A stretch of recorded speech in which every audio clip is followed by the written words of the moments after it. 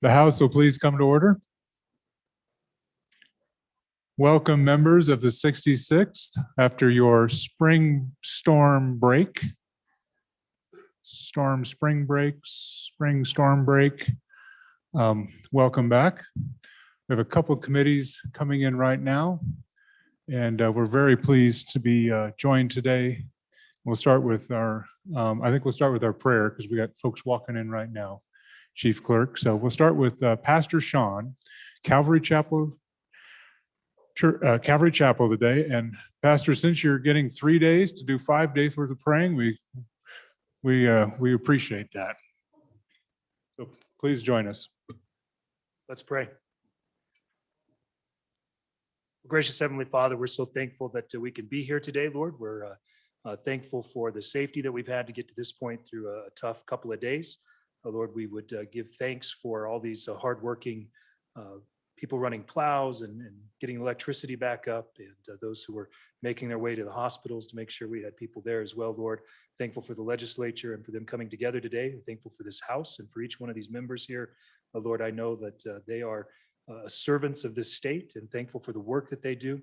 Lord, I pray that you would give them great wisdom, that you would give them the ability to walk in justice and mercy as they make rules, that we, Lord, as a state could look to them and submit ourselves to the things that they decide, that we can live peaceable lives. Lord, we thank you for these things in Jesus' name.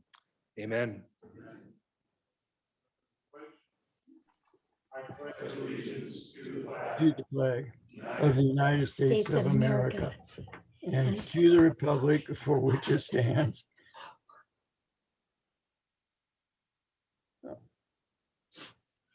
one nation under God, they're indivisible. done.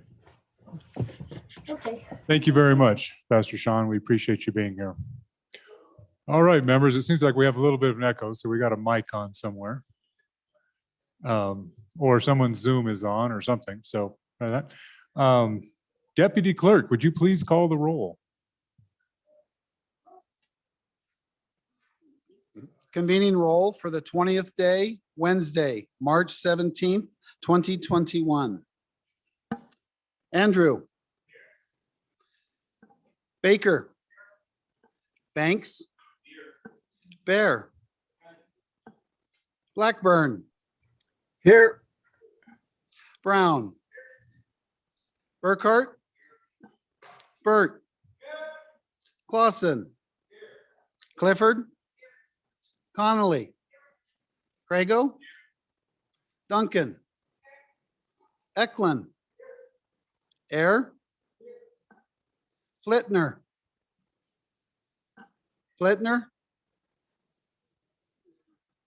Fortner. Gray. Greer. Hallinan. Haroldson. Here. Harshman. Heiner. Henderson. Hunt. Jennings. Kenner. Knapp. Larson Lloyd.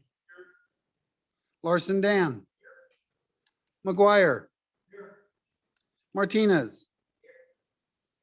Nyman. Newsom. Nicholas. Oakley. Obermueller. O'Hearn. Olson. Ottman. Paxton. Provenza. Roscoe.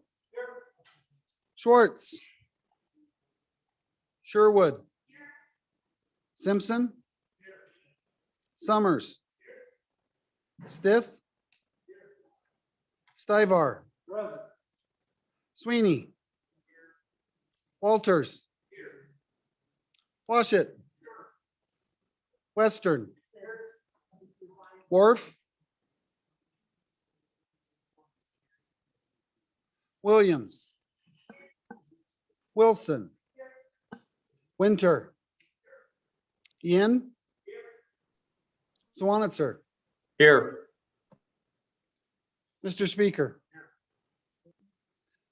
Flitner. Worf. Excused. Mr. Speaker, 59 present, 1 excused. Thank you very much. So members, you'll note that we have 3 members joining us in a virtual format. And I think Representative Harrelson is still digging out his family and friends and neighbor, and Representative Chairman Zwanitzer is doing the same thing in a tundra, both of them. And then Representative Blackburn lost power for several days. So he's joining remotely as well, trying to get things in order at home. So I know many of you had challenges both with your travels and with just maybe being stuck in town or out of town. So we are glad that you're here safely. I want to actually extend an appreciation to all those folks, including Wyoming Department of Transportation, who really did go out of their way to assist in getting people that needed help to whether it's surgical appointments in Colorado or legislators to their duties here in the legislature. So just join me in thanking the Department of Transportation.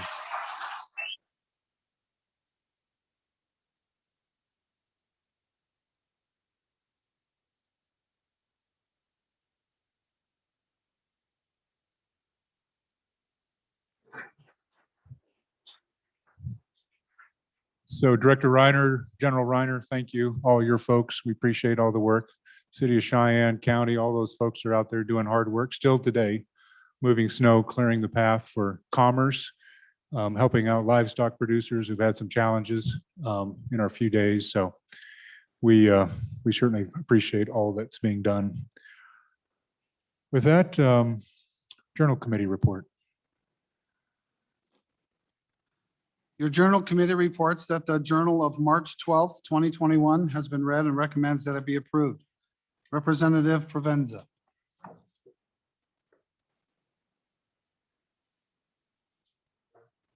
Thank you very much. We're going to continue introducing Senate files. So we're at that order of business. The Senate files on first reading. The first Senate file for our consideration is Senate File 101. Senate File 101, sponsored by Senator Nethercott. First reading of the bill. Pen registers and trap and trace devices authorization. Senate File 101 is referred to Committee Number 1, Judiciary. Next file for consideration, Senate File 124. Senate File 124, sponsored by Senator Nethercott. First reading of the bill. Defending Wyoming Business, Trade, and Commerce Amendments. Senate File 124 is referred to Committee Number 1, Judiciary. Next Senate file is number 6. Senate File 6, sponsored by Judiciary. First reading of the bill. Public Works, Contracting Requirements Amendments. Senate File 6 is referred to Committee Number 2, Appropriations. Next Senate file is number 9. Senate File 9, sponsored by Transportation. First reading of the bill. State Employee Moving Expenses. Senate File 9 is referred to Committee Number 2, Appropriations. Next Senate file is 93. Senate File 93, sponsored by Appropriations. First reading of the bill. WICHE Repayment Program, Veterinary Medicine Students. Senate File 93 is referred to Committee Number 2, Appropriations. Next Senate file is 120. Senate File 120, sponsored by Appropriations. First reading of the bill. Investment of State Non-Permanent Funds. Senate File 120 is referred to Committee Number 2, Appropriations. Next Senate file is Senate File 79. Senate File 79, sponsored by Appropriations. First reading of the bill. Medicaid Billing for School-Based Services. Senate File 79 is referred to Committee Number 4, Education. Next Senate file for consideration, Senate File 83. Senate File 83, sponsored by Senator Wassenberger, and Education. First reading of the bill. Gillette College Community College District. Senate File 83 is referred to Committee Number 4, Education. Next Senate file is 36. Senate File 36, sponsored by Blockchain. First reading of the bill. For profit public benefit corporations. Senate File 36 referred to Committee Number 7, Corporations. Next Senate file is number 4. Senate File 4, sponsored by Transportation. First reading of the bill. Airport Districts. Senate File 4 is referred to Committee Number 8, Transportation. Next Senate file is Senate File 40. Senate File 40, sponsored by Minerals. First reading of the bill. Wyoming Money Transmitters Act Amendments. Senate File 40 is referred to Committee Number 9, Minerals. Next Senate file is 82. Senate File 82, sponsored by Appropriations. First reading of the bill. Local Impact Assistant Payments. Senate File 82 is referred to Committee Number 9, Minerals. Next Senate file is 148. Senate File 148, sponsored by Senator Rothfuss.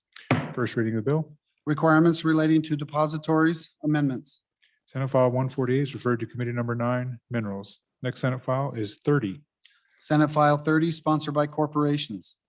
First reading of the bill. Pandemic Response Review Task Force. Senate File 30 is referred to Committee Number 10, Labor.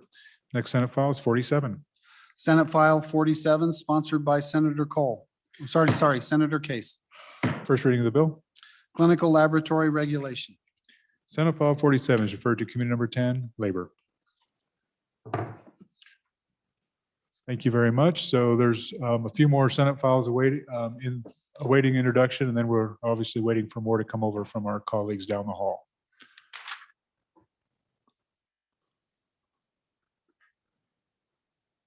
There any, as you might guess, folks, on second reading, we have a bill that has quite a few amendments. So, I guess we have some reports from standing committees. My apologies, Chief Clerk. Follow the script. 2 days off and I can't follow the script. Reports from standing committees. Mr. Speaker, your Committee Number 1 Judiciary, to whom was referred House Bill 209, Regulation of Marijuana, respectful report same back to the House with a recommendation that it do pass. Ayes, Representatives Craigo, Oakley, Olson, Provenza, Yin, Zwanitzer. Noes, Representatives Larson Dan, Rodriguez Williams, Washit. Representative Olson, Chairman. Mr. Speaker, your Committee Number 3 Revenue, to whom was referred House Joint 9, Local Government Investment and Equities, respectful report same back to the House with the recommendation that it do pass with the following amendments. Ayes, Representatives Hallinan, Harshman, Henderson, Roscoe, Sweeney, Yin. Noes, Representatives Baker, Gray, Jennings. Representative Harshman, Chairman. Mr. Speaker, your Committee Number 4 Education, to whom was referred House Bill 157, Healthcare Professional Education Endowment, respectful report same back to the House with the recommendation that it do pass with the following amendments. Ayes, Representatives Andrew, Connolly, Harshman, Newsom, Paxton, Summers. Noes, Representatives Brown, Nyman, Obermueller. Representative Paxton, Chairman. Mr. Speaker, your Committee Number 7 Corporations, Elections, and Political Subdivisions, to whom is referred House Bill 143, Municipal Services, Recovery Actions, respectful report same back to the House with the recommendation that it do pass. Ayes, Representatives Blackburn, Clausen, Duncan, Hunt, McGuire, Zwanitzer. Noes, Representatives Clifford, Air, and Roscoe. Representative Zwanitzer, Chairman. Mr. Speaker, your Committee Number 9, Minerals, Business, and Economic Development, to whom is referred House Bill 205, Select Committee on Extractive Industry Transitions, respectful report same back to the House with the recommendation that it do pass with the following amendments. Ayes, Representatives Burkhart, Duncan, Air, Greer, Sherwood, Western. Noes, Representatives Bear, Gray, Heiner. Representative Duncan, Vice Chairman. Mr. Speaker, your Committee Number 9, Minerals, Business, and Economic Development, to whom is referred House Bill 207, Coal-Fired Generation Facility Closures, Litigation Funding, respectful report same back to the House with the recommendation that it do pass with the following amendments. Ayes, Representatives Bear, Burkhart, Duncan, Air, Gray, Greer, Heiner, Sherwood, Western. Representative Greer, Chairman. Mr. Speaker, your Committee Number 10, Labor, Health, and Social Services, to whom was referred House Bill 249, Railroad Safety, respectful report same back to the House with the recommendation that it do pass. Ayes, Representatives Clifford, Connolly, Romero Martinez, Wharf, Wilson. Noes, Representatives Flipner, Hallinan, Ottman. Representative Stivar, Conflict. Representative Wilson, Chairman.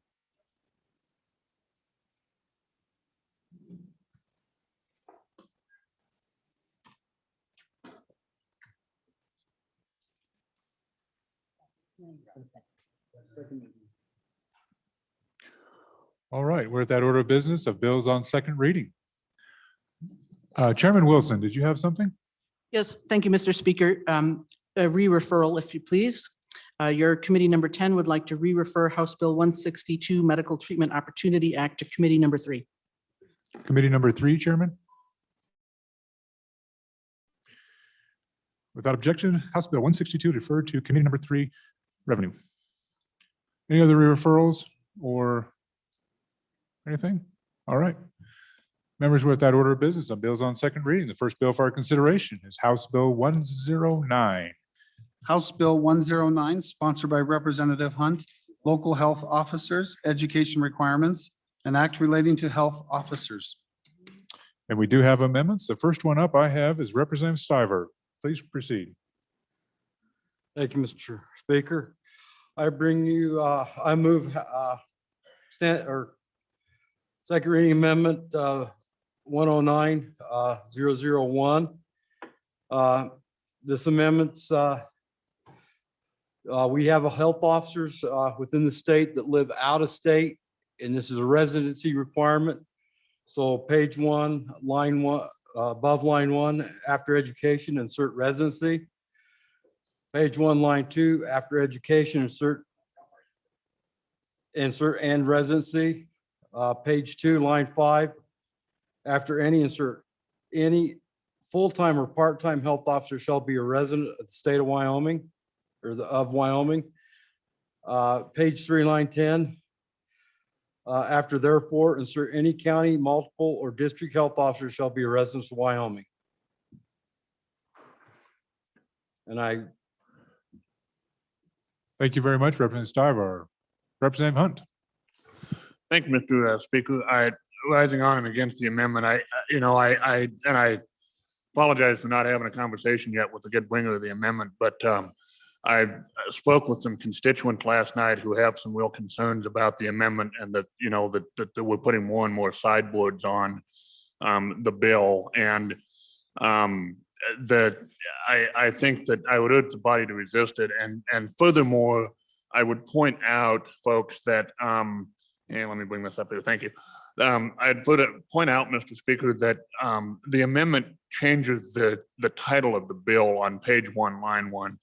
And so I honestly question if it is germane to the bill at all because of the fact that it changes the title of the bill itself. So on and against.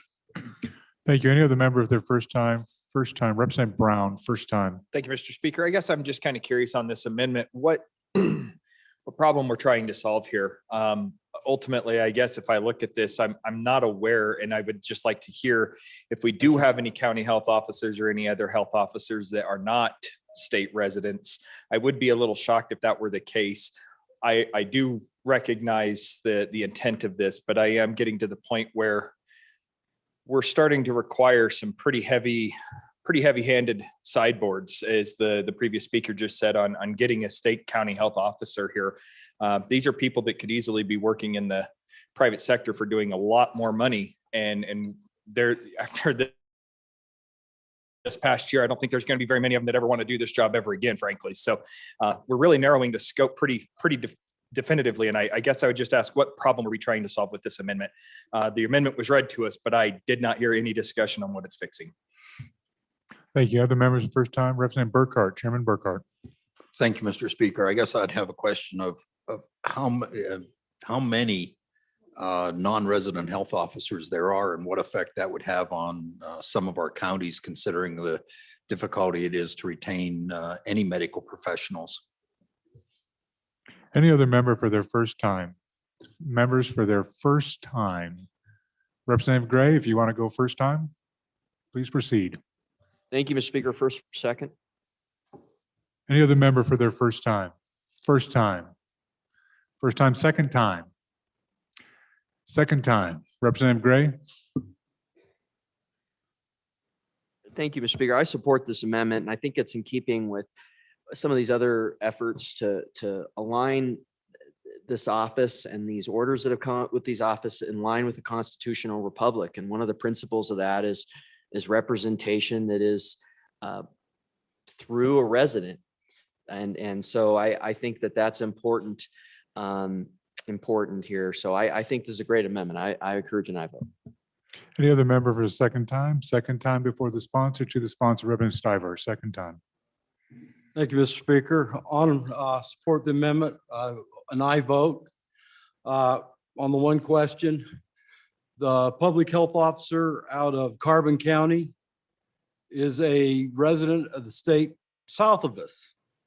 I believe these county health officers should be a resident of Wyoming so they know what's going on when they're writing these orders, not sitting a state away or, so on for the amendment. Thank you. Members, we're voting on second reading amendment number 1 to House Bill 109. All those in favor, please say aye. Aye. Those opposed, no. The amendment has not been adopted. We have a second amendment on House Bill 109. Madam Minority Floor Leader. Thank you, Mr. Speaker. I move second reading amendment number 2 to House Bill 109 and ask for your favorable consideration. Friends, this is really a technical correction to the Committee of the Whole amendment. Thankfully for our LSO legal beagles, they caught that I had dropped a clause in Health District, and I would just ask for your favorable consideration. Any discussion on the amendment? Discussion on the amendment? Discussion seeing none. All those in favor, we are voting on second reading amendment number 2 to House Bill 109. All those in favor, please say aye. Aye. Those opposed, no. Amendment is adopted. House Bill 109, having been read 2 separate times, the question is, shall the bill be read a third time? Hearing no objection is so ordered. Next bill for our consideration is House Bill 151. House Bill 151, sponsored by Representative Henderson, rolling stock tax exemption sunset extension, an act relating to taxation. House Bill 151 has an amendment. Representative Summers, Majority Floor Leader Summers. Mr. Speaker, thank you. I'd like to move second reading amendment number 1 to House Bill 151 and ask for your favorable consideration. So, ladies and gentlemen, basically what this does is it phases out that exemption over a 5-year period. And you can see the manner in which it does. It funds it at 100% the first time, 80, 60, 40, 20. And really, without that, I can't really support the bill. So this is just a phase out, and that's basically what it does. Any other member for first time? Representative Henderson, first time. Thank you, Mr. Speaker. I rise in support of House Bill 151, as you know, and in order to get it through the process, I really think we need to take a look at compromise and consensus, and also common sense. My good friend has brought an amendment which is going to be very difficult to implement, but it certainly meets the idea, or helps us with considering the idea of taking a look at these exemptions that we have in our statute and considering those that we might want to phase out. Now, why is phase out a reasonable consideration? Because rather than just flipping the switch today and those folks who are affected in terms of their jobs in July, finding out that they aren't going to be able to have their job much after July, well, maybe here's a way to go where they can work through this process. Now, I sent out an email to everybody this morning looking at jobs and the unemployment rate. And I try to keep my briefs to one page. If you turn to the back of that page, you'll see that 8 out of 23 counties currently have an unemployment rate above the national average of 5.1%. And as you know, and I know, the real unemployment rate is going to be somewhere around 10%. And so these decisions that we make have consequences, real consequences. These are people. These are our neighbors, our friends, our family. And this exemption is directed towards those purchases that are made to buy materials. So these folks, these 231 jobs that are in our state, repair jobs that are affected, involved. So these folks can use those materials in their good work, applying their good trade skills here in Wyoming for Wyoming. And So if you look at those top 8, those 8 counties, the top one's 7%. And it goes on down. The next highest one, 6%, and that's the county that has 2 of these businesses in it. There's 5 of these businesses in our state and more coming, I'll bet you. I'll bet you right here in my county. Now, I'm going to fight as hard for your county as I am for my county. And in my county, we have a business that's making these rail cars for the department in our national organization that takes care of our defense, our national security, and so on.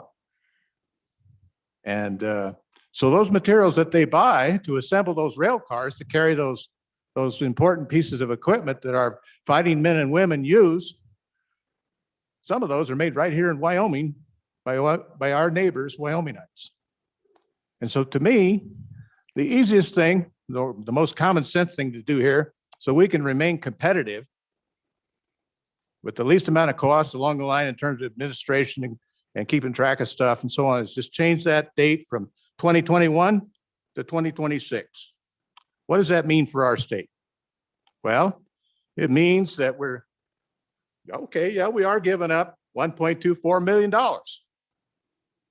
We're not taking $4 million out of savings to invest in a speculative scheme. We're giving up $1.24 million. On the other side of that, we're gaining almost $86 million a year times 5.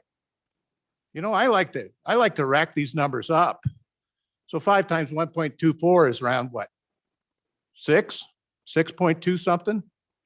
5 times 90 is $450 million. To me, it's a no-brainer. And when the sun comes up tomorrow, I think we all want to have those folks working in Wyoming. It's good jobs. They're good paying jobs. These are jobs that have paychecks. These paychecks have disposable income. This disposable income is used in our communities across our good state, right? And those transactions generate sales tax, and that sales tax generates revenue to help pay the bills for our state. So I don't want to take too much time, but I just would say I'm with my good friend from Sutherland County. Let's get this thing through the House. It's got a long way to go, friends. A long way to go. But right now, the vote's pretty close. You saw the vote the other day. And so I believe in compromise. I believe in Wyoming being competitive. I believe in good jobs. And I believe in you. I believe that we're going to make the right decision. And that's all I have to say about it, except I'm going to vote aye. Please join me. Thank you. Thank you. So members, I probably should have stepped in there a little earlier, but I believe we should stay on the amendment and the content and the amendment. So committee of the whole is a good time to have discussion about the broader end things. You know, and there's some other times, but let's try to stay on the amendment. Certainly I appreciate the passion of the presenter and the sponsor, but let's try to stay on the amendment, the policy within the amendment. Madam Minority Floor Leader. Thank you, Mr. Speaker. I voted against the bill in committee of the whole. And so therefore I am intrigued by the amendment, neither for or against at this point. So I want a little bit more information from the good bringer of the amendment about what makes your amendment so different than simply extending the sunset date, which the original bill did. It's still a determination of the body as we go forward with what you would call a ratcheting down. So I'd like a little bit more information. Thank you. Thank you. Another member for their first time, Representative Hare, first time. Thank you, Mr. Chairman. I rise in opposition to the amendment in favor of the bill. The question we have to answer is, if we impose this tax again, if we remove the exemption, is that going to cause the companies to shift their operations outside of the state of Wyoming? And I don't know as I can guarantee that, but I can guarantee you as that tax increases each year a little bit, there's a likelihood, there's a good chance that at least some of that business will be shipped on down the rail line to the next state. And I think we need to keep it in Wyoming. We're the largest coal shipping state in the nation. And we need to protect that industry. And so I speak in opposition to this amendment. Thank you. Thank you. Any other member for their first time? First time, Representative Wharf. Mr. Chairman, I too rise in opposition to this amendment, support the bill. My biggest cause for, I guess, pause or concern is the fact that we're phasing it out on this one exemption. I think the truth still remains. This is a highly mobile industry that can just simply put things on the rail and run it down to the next state that gives them a 100% exemption of taxes. I think rather than amending this bill, if this body wants to have it brought up as an interim topic, I think there's a whole bunch of exemptions that exist that potentially should face some type of a phase out. I think it's premature to put this on this bill. It still would cost this state money and jobs. Currently, there's a net gain of $10 million by having this exemption in place. There's an email that's been sent out to the body that goes through all that. I'm not going to waste the time. I would encourage you to read that. I think this amendment's premature, and I think it singles out one industry, and it's an industry that has direct impacts on jobs in my community, jobs in this state, and it impacts an industry that has really provided all the things that we have in this state, this beautiful capital that we're meeting in today. All this stuff has been paid for by the industries that will pay this tax. So I would urge the defeat of this, support the bill. Thank you. Thank you. So just so we're understanding, we are on second reading. So amendments, no amendment is premature. All amendments are in order unless there's an objection to it for germaneness. Representative Larson, first time. Thank you, Mr. Chairman. Just rise in support of the amendment and give the good majority floor leader accolades for thinking or coming up with a process that we will probably have to implement as we look at other exemptions that we put in place. We've talked from the podium several times this session about the need of looking at exemptions. Not all exemptions are created equal. I agree with that. But as we contemplate the necessity to generate revenue and that may come in by means of a sales tax, it's very difficult to sell the citizens on the state of Wyoming the need of a sales tax when we have so many exemptions in place. Likewise, we have a lot of people that have a lot of industries that use exemptions. And I think perhaps this method of phasing that exemption out over a period of time may be worthy of considering on the others as we move forward. My congratulations on the thought process and would encourage an aye vote on this amendment. Thank you. Other members for their first time. Representative Roscoe for your first time. Thank you, Mr. Speaker. I rise in favor of this amendment. I think it's a good compromise. It still maintains a predictable playing field for industry. This industry is located close to our essential mineral development, which is, at least in the Southwest, is predicted to do really well. I think it also keeps us in line with other states tax-wise. They're changing and the tax is complicated. I just don't believe this would chase jobs out of Wyoming. Thank you, Mr. Speaker. Thank you. Representative Nyman for your first time. Second reading amendment number 1 to House Bill 151 on the Thank you. amendment.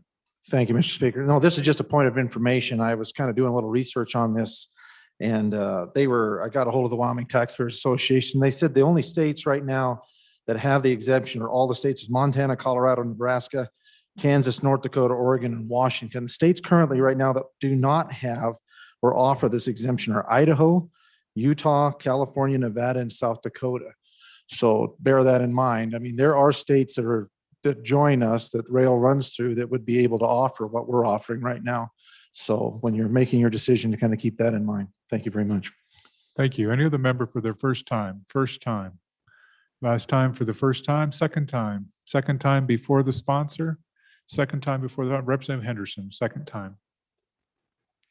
Thank you, Mr. Speaker. And I apologize to the body for veering off subject a little bit on the last speech. Folks, I think this is a reasonable amendment. It's going to be hard to implement, but you know what? It keeps this thing alive. And in respect of those jobs that I was speaking about, I'd ask you to vote for this amendment. I'm going to vote for it. And I'm going to keep working on this through the whole process. Thank you. Any other member for their second time? We're on second time before the sponsor to the sponsor, Representative Summers. Mr. Speaker, thank you. And on in support of the amendment, just to ask or answer a couple of questions. I think this is the only exemption that has a sunset date in it, at least in my time, another one hasn't come up. And so why did it originally? Originally, it must have been because they felt 5 years would stand these businesses up and then it would go away. So this is at least the second time I've voted on it. I don't know about anybody else in the body. But so it was intended from the get-go to go away. What this amendment allows is for a slow weaning of that money. And so you get 80%. And frankly, what could happen is if we see a loss of jobs in that industry, you could come back in any time in this 5 years. And you could say, no, we're seeing a loss. This isn't going to work. And then we have some data to support where it's at. And so I just think this amendment, this exemption is not like other exemptions in that none of the rest of them, to my knowledge, have a sunset on them. And this one did. So on in support of the amendment. Thank you. Members, we are voting on second reading amendment number 1 to House Bill 151. All those in favor, please say aye. Those opposed, no. Would the folks online raise your yellow hand or raise your physical hand so I can say, would you voting aye? Would you raise your hand? Voting no? Okay, thank you very much. The amendment is adopted.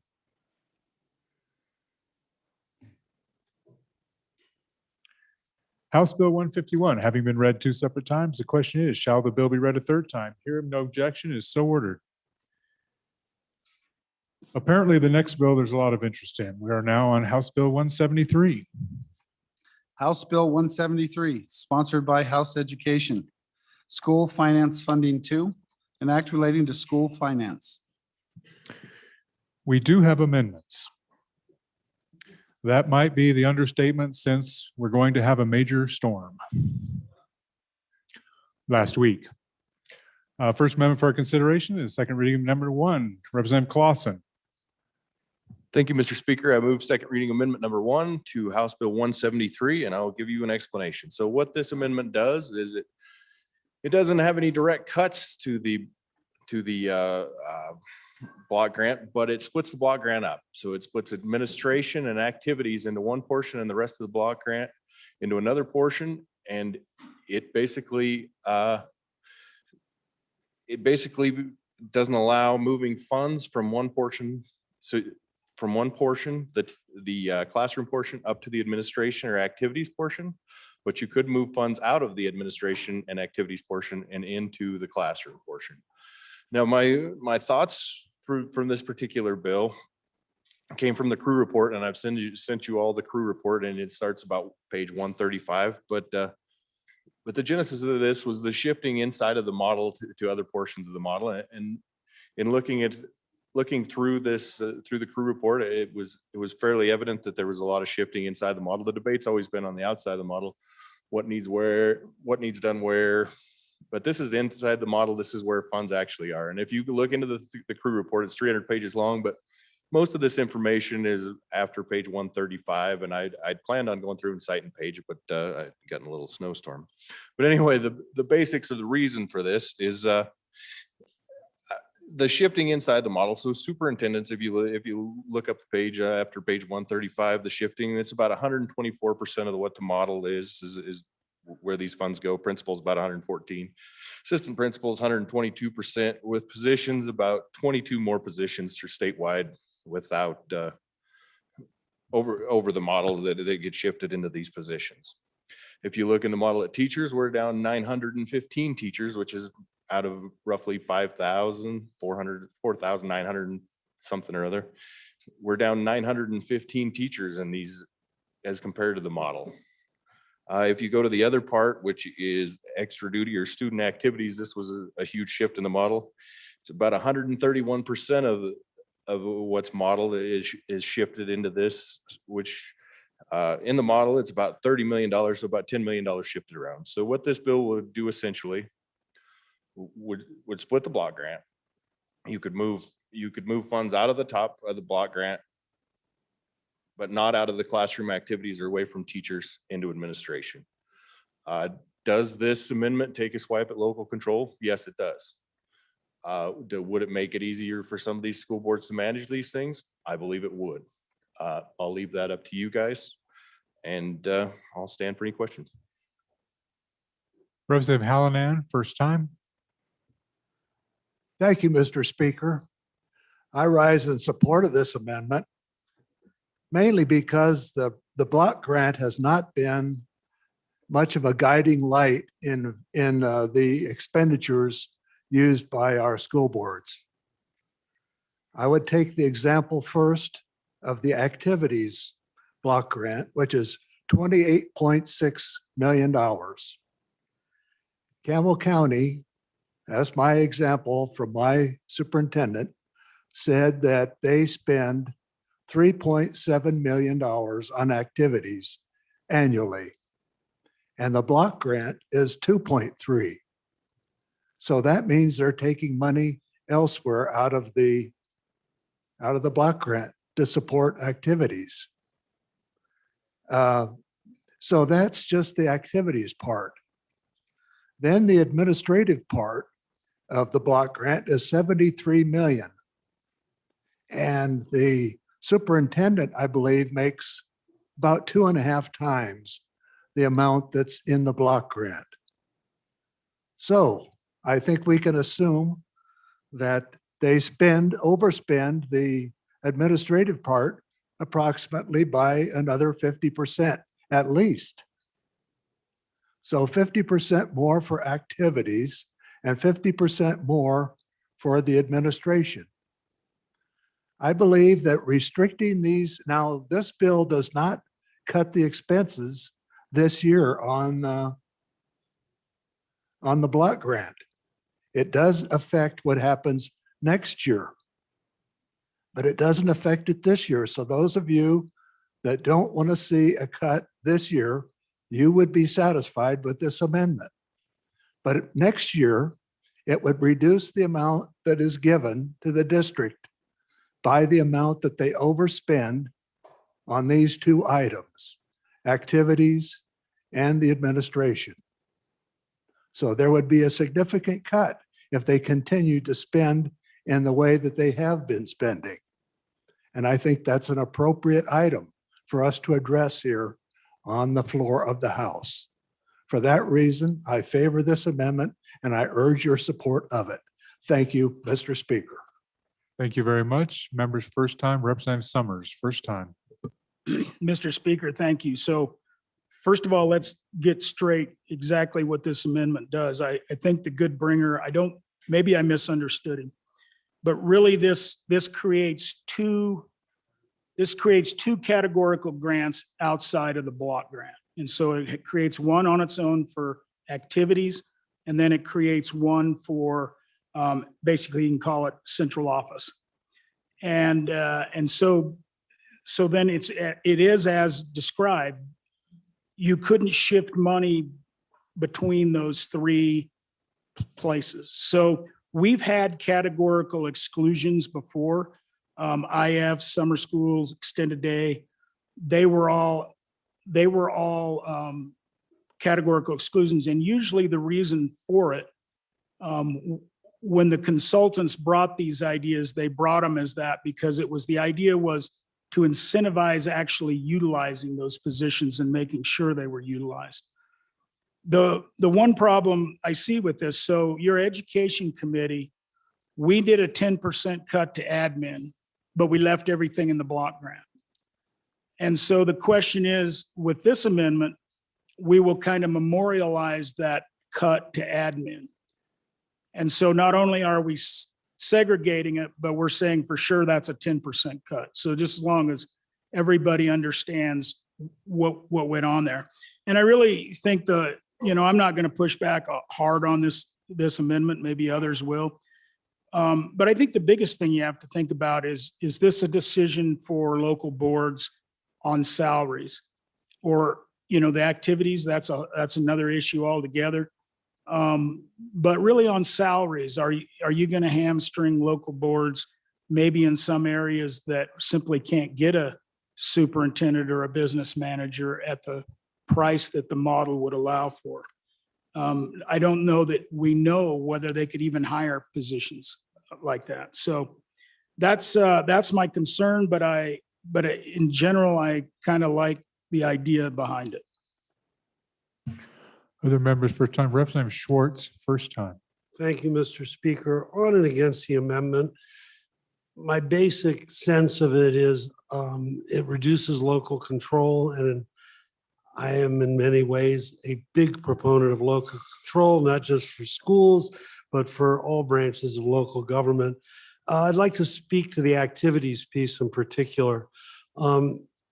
In my experience dealing with all of the kids that I knew when they were going through school, not all kids are academically inclined, but we need to make sure that they have an interest in school. And often it's school activities.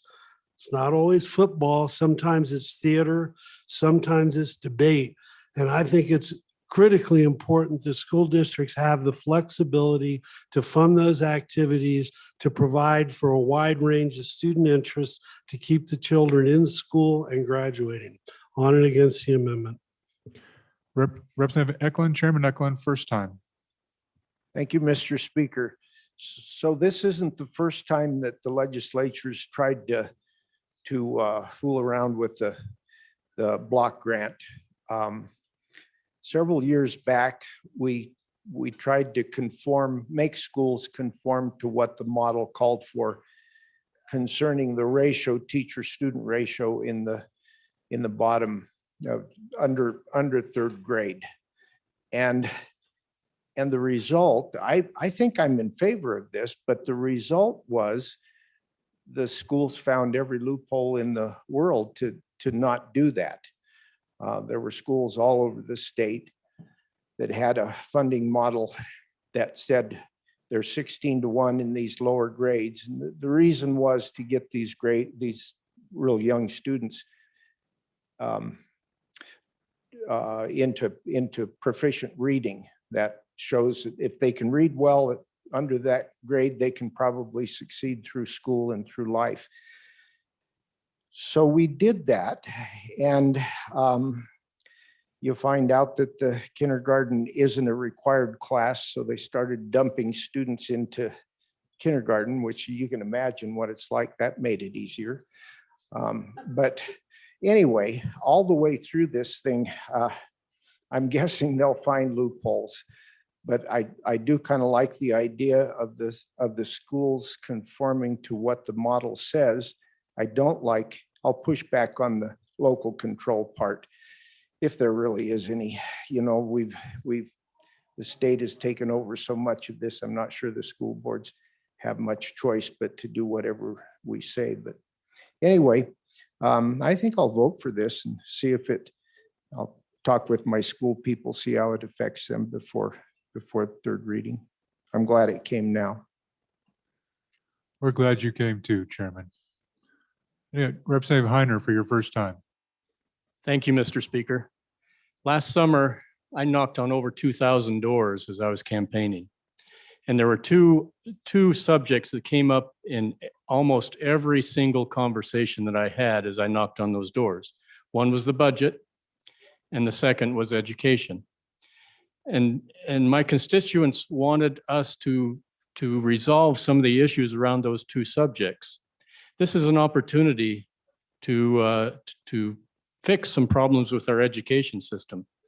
It does not take any money away from the block grant, and yet it puts some sideboards there, because one of the big things that came up as I talked at these door stops was protect our teachers, protect our classrooms, keep them funded so that our children have every opportunity to gain a good education. This is an excellent amendment, and I speak for this amendment because it does just that. It protects our classrooms. It protects our teachers from money that is allocated in the funding model being taken away from them. Yes, it provides a little bit of sideboard for the school boards, but they still have local control. They decide within those two silos how to spend that money. But it prevents the administration silo from taking from the classroom. And I think this resolves some of the issues that we will have today as well as in the future. It'll provide for a better funding of our schools by protecting our classrooms and our teachers. And by voting for this, we vote support for our teachers. And so I'm very much in favor of this amendment. Thank you. Thank you. Chairman Harshman, first time. Thank you, Mr. Speaker.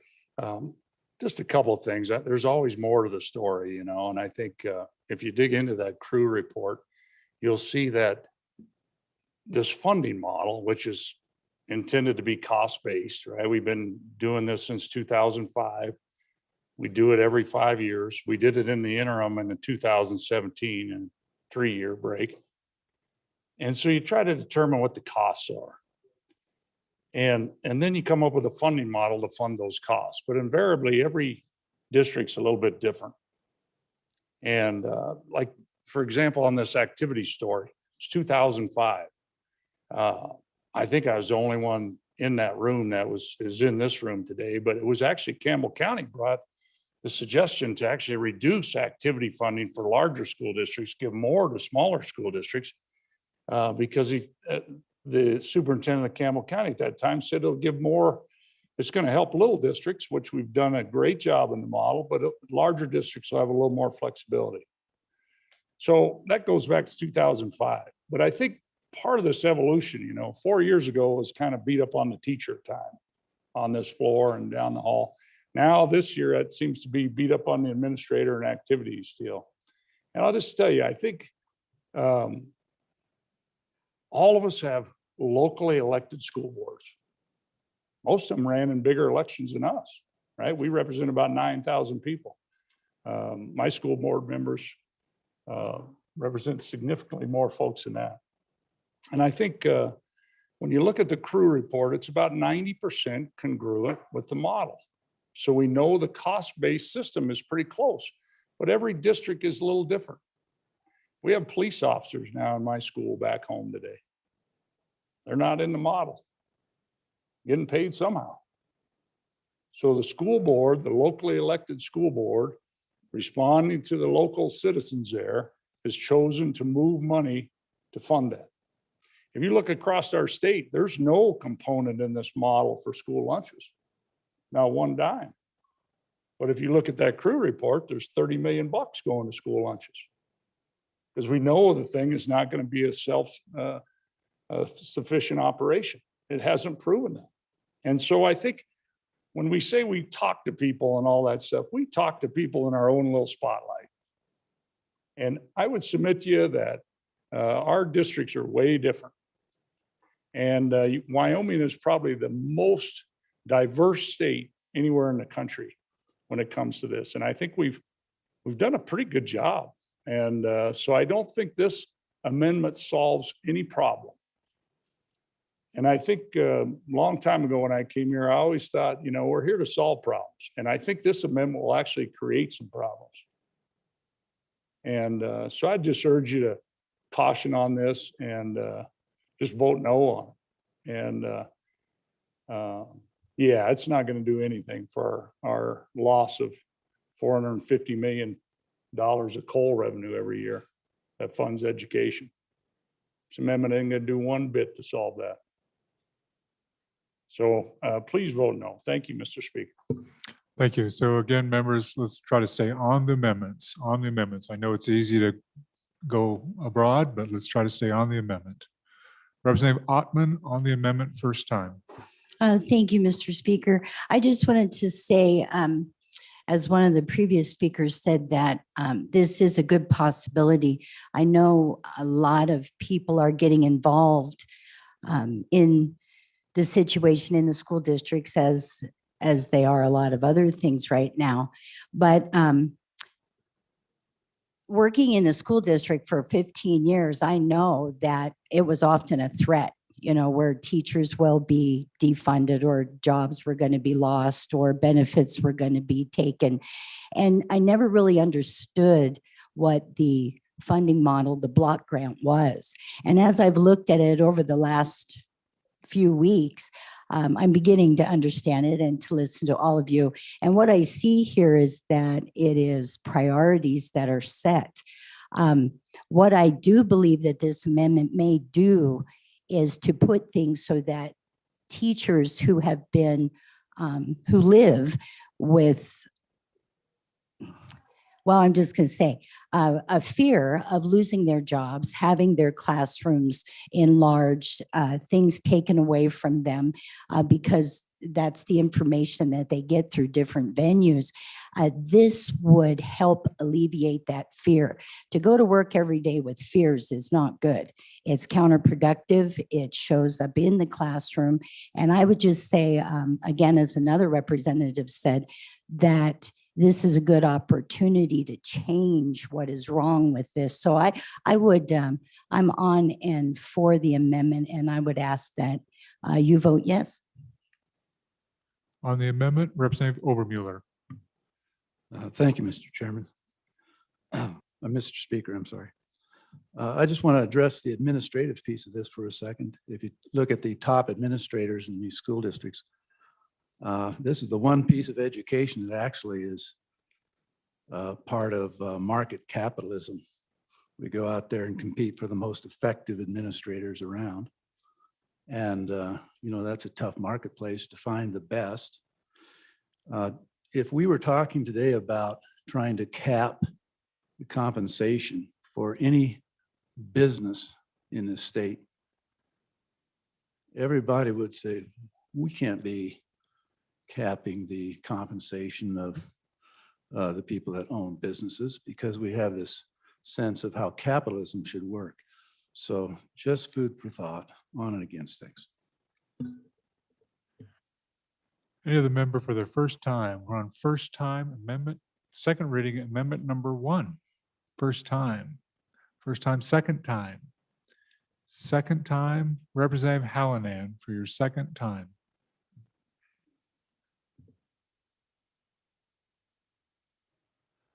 Thank you, Mr. Speaker.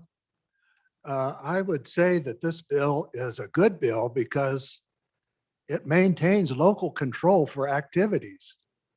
All they have to do is, if they go over the amount that's in the model, they have to pay for it next year. So they have full control over the model. They have full control over their expenses. And if they want to spend more on activities, they can take it out of something else and do it that way next year. I'd say that as to the compensation of these folks, I think that is a matter that needs to be negotiated by possibly this body, because we pay for that negotiation for these superintendents around the state. It's not just by the school boards, we pay. So I think that we have some stake in the game as to how much compensation they should get. So with that in mind, Mr. Speaker, I would urge your support for this bill or for this amendment. Representative Heiner, second time. Thank you, Mr. Speaker. There's no greater call than that of being a teacher, sharing knowledge with the future generations and preparing them for success. Most of the teachers I know have secondary jobs. They own small businesses or they work during the summer to make ends meet, because the teacher's salary in and of itself is not enough to raise a family upon. What this amendment does is it protects those teachers. It protects them from overreach, taking away from some of the things that we have given to them in the funding model to be successful. Now, many of our administrators make more than our chief executive officer here in Wyoming. In fact, not only just a few, but quite a few make more than any of the chief executive officers in the whole United States with a lot less responsibilities. What this amendment does is prevents them from supplementing their income off of the classroom. Now, does it provide a cap on those wages? No, it does not, because the funding model still has a block grant that the school board has control over. What this amendment does is prevent that revenue or that money being taken away from the classroom and from our teachers. It's an opportunity to show our support for our teachers. And I encourage my colleagues to support this amendment. Thank you. Any other members? Second time. We're on second reading amendment number 1. Second time to the sponsor, Representative Clausen. Thank you, Mr. Speaker. I'll just go over a few of the points made. Is there a local control factor to this? Absolutely. Would some boards like it and some boards not like it? Probably. To the compensation piece, I'm all for hiring the best manager you possibly can, but I believe inside of our current system, we have created this market that's super high. If you have unlimited resources and you have a drive for the top 10%, you're going to raise the compensation to, if you look through the crew report, some of them are over 200% of where the model is. The reason I headed this direction was these were anecdotal things that were brought to me by constituents. And when I looked into it, when you dig into the crew report, the numbers are there. So I would ask for your support of this amendment. Thank you. Members, we are voting on second reading amendment number 1 to 173. All those in favor, please say aye. Aye. Those opposed, no. The chair has no idea. So all those in favor, please rise. And the folks on the Zoom, if you will raise your hand or your yellow hand for aye at this time. All those in favor, please rise. Or thank you. Thank you, folks on Zoom. We have you.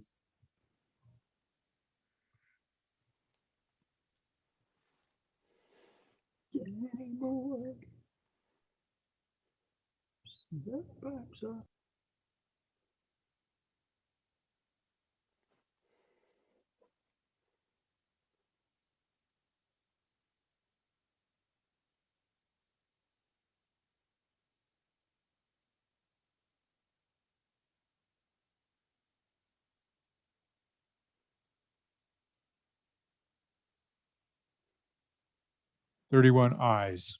The motion is adopted.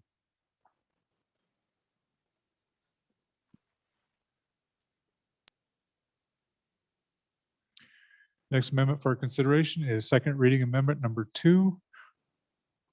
Representative Hallinan.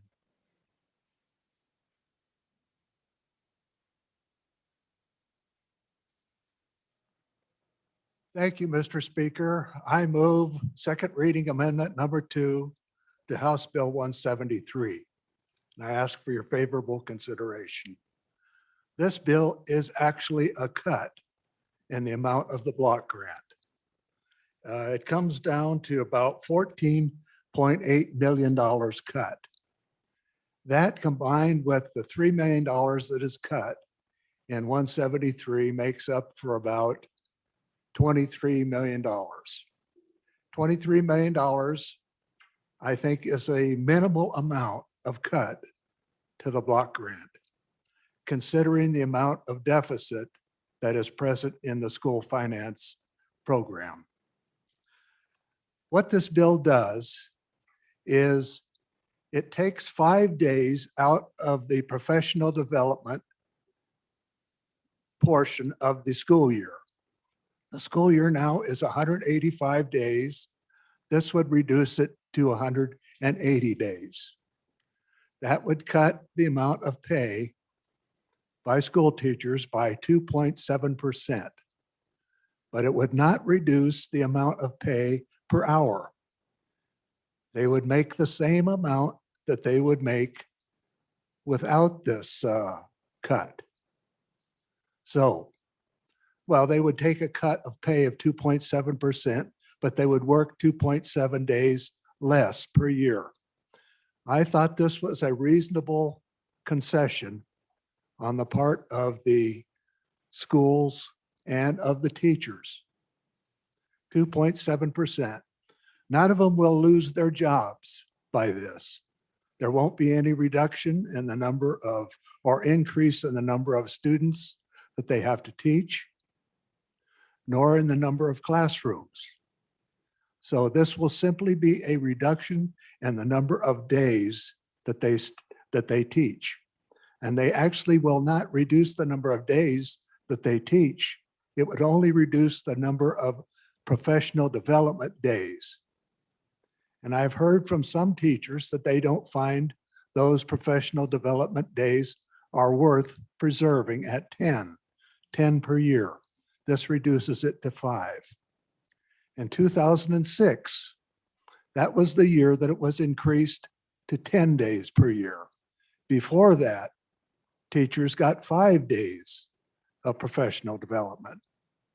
So it could not be afforded again to continue with that 10 days, and it's an unneeded amount of time that's needed for professional development, according to many teachers that I have spoken to. So for that reason, Mr. Speaker, I propose this amendment to House Bill number 173 and ask for your favorable consideration. Thank you, Mr. Speaker. Thank you. First time, Representative Summers. Mr. Speaker, thank you. Later on in the many amendments, there's an amendment that reduces days by a lesser amount. And for that reason, I'm not going to support this amendment because I think there's a better approach coming on and against. Chairman Wilson, first time. Yes, thank you, Mr. Speaker. So I guess I'm not as familiar with the formula and the writing of it as I ought to be. I hear the words that it will only come out of the educational part or of the, training and not from the classroom time. But I don't see that in the amendment. And could I be pointed to the place in the bill, I guess, where it splits these days out? Because the amendment itself, I don't see that it says that the 5 days come out of the training. Representative Conley, first time. Thank you, Mr. Speaker. On and against the amendment. And I think I'll be standing up a lot today with the amendments and talking about being on the recalibration committee and what was done. And for many hours, we reviewed evidence that was provided by the consultants and evidence that honestly fills up binders and binders of material. One of the pieces of evidence that was talked about in terms of best practices about how to move our education forward was about professional development. And though I agree with the good chairman of Labor Health, I'm not seeing in this amendment that specificity regarding the cut being only to professional development days. Let's say that's what it is. But that contradicts all of the evidence that we were given that in fact we need more, not less professional development. That our instructors, our instructional coaches need to be working together in order to move our education, our students, that one step further. And they do it by working together and working collaboratively and getting some best practices through professional development without being in the classroom with students. It is the direction that we should be moving, not cutting the days back.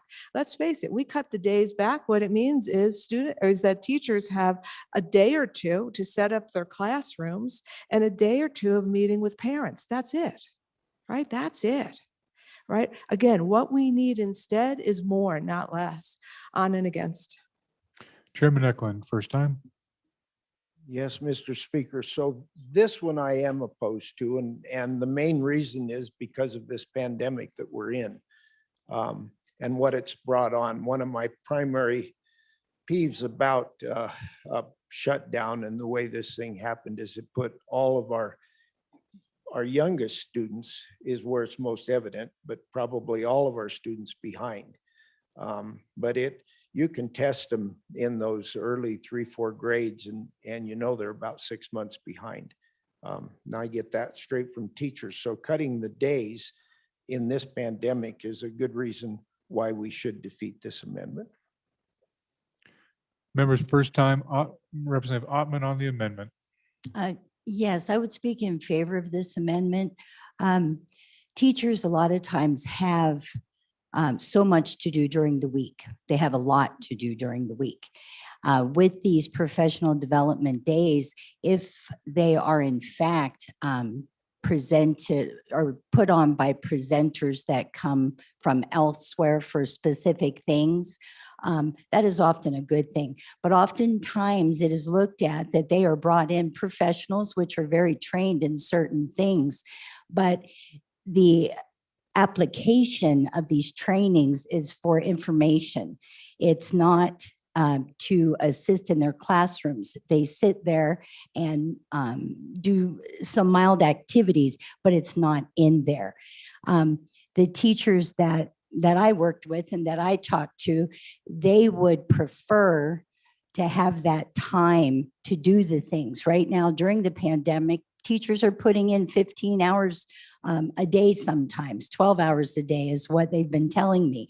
So to cut back on a required professional development day really isn't out of the ordinary. They're doing professional development in learning the IT and learning how to teach their classes while this is all going on. So I would be for that. And just to speak on the fiscal part of that, those days were added a few years ago, and teachers don't have a lot of personal time. We need for our educators to be well rounded, and that includes home as well as work. So I would just say to require, to take away this requirement, fiscally, it would help with our funding, and I believe it would also help with the situation with our teachers being overworked. Thank you. Other members for their first time. First time, second reading amendment number 2. Chairman Harshman. Thank you, Mr. Speaker. On and against, and I think really what happens in these days, and so some of it is required by state law and federal law. So we go through suicide training, prevention training. We go through armed intruder training, escape training, all that stuff. Go through all those safety protocols. And then there's time that departments meet together. There's times when the whole school meets together, and it's all about bringing an organization together to focus on your goals. I mean, we have our historic graduation rates right now. Didn't happen by accident. We're graduating more kids now than any time in the history of Wyoming. We're like second in the nation. And all that takes is planning. And we just did part of this deal with leaders in the last amendment. You got to have great leaders. And it's a time when you can spend all that time together and work together to build that culture and to reaffirm your goals, plus do all that stuff that's mandated. And so I think that's part of that thing. I don't think, but anyway, this is just going to lop some off. For what reason, I'm not sure. And so, again, I think these days are also set in statute. And so I'm concerned if we just defund 5 of these days, how does that change the statute? Not sure it does. So on and against. And I think we got some amendments coming that we are going to take more of a holistic approach to this. And part of this deal, it affects everybody a little differently. And unfortunately, you can't see how these affect your district. Our staff, I guess, can't provide those until we get through this second reading piece. But you'll see some districts, it affects a great deal and others not much at all. And so I think when you go back to the recalibration committee, why did we come out with a straight percentage? It was because we ran all these. We ran dozens of these scenarios. And in the end, you tried to be fair and do the best we could to reduce that budget a little bit and have everybody kind of share in that sacrifice a little bit. So anyway, on and against. Thank you, Mr. Speaker. Other members for their first time, second time, Representative Summers, second time. Mr. Speaker, thank you. And I couldn't find it in statute, but I'm fairly certain I'll get it hunted up for everybody. But I do think that the professional development days are set in statute. So we wouldn't carve any of those out. If those are set in statute, then we'd be just carving out straight out classroom days. And so you got to decide whether you want to do that or not. I'm not sure I'm going to vote for that. Other members for their second time before the sponsor, Representative Hallinan. Thank you, Mr. Speaker. Well, I rise to say that this amendment is a good amendment, mainly because we have this extreme deficit. And the deficit is going to happen in a few years, and it'll be like a cliff that we fall off. And this is only $14 million cut, but it's the only cut right now that we've had to face in this body. And I think it's an important issue for us to support this cut. It asks that we reward the teachers at the same rate of pay per hour that they've gotten, but it reduces by 5 days the number of these professional development days. And they are items that were simply added about 14 years ago. We got along well without them before that. And I think we can do the same now. So with that idea, I would encourage your support of this amendment to do something about the extreme deficit that we now face. We must do something. This is a small part of it. It doesn't really affect the teaching or the classrooms. It simply reduces the amount of spending by $14 million. So with that in mind, I encourage your support of this amendment. Thank you, Mr. Speaker. Thank you. Members, we are voting on second reading amendment number 2 to House Bill 173. All those in favor, please say aye. Aye. All those opposed say no. The amendment has not been adopted.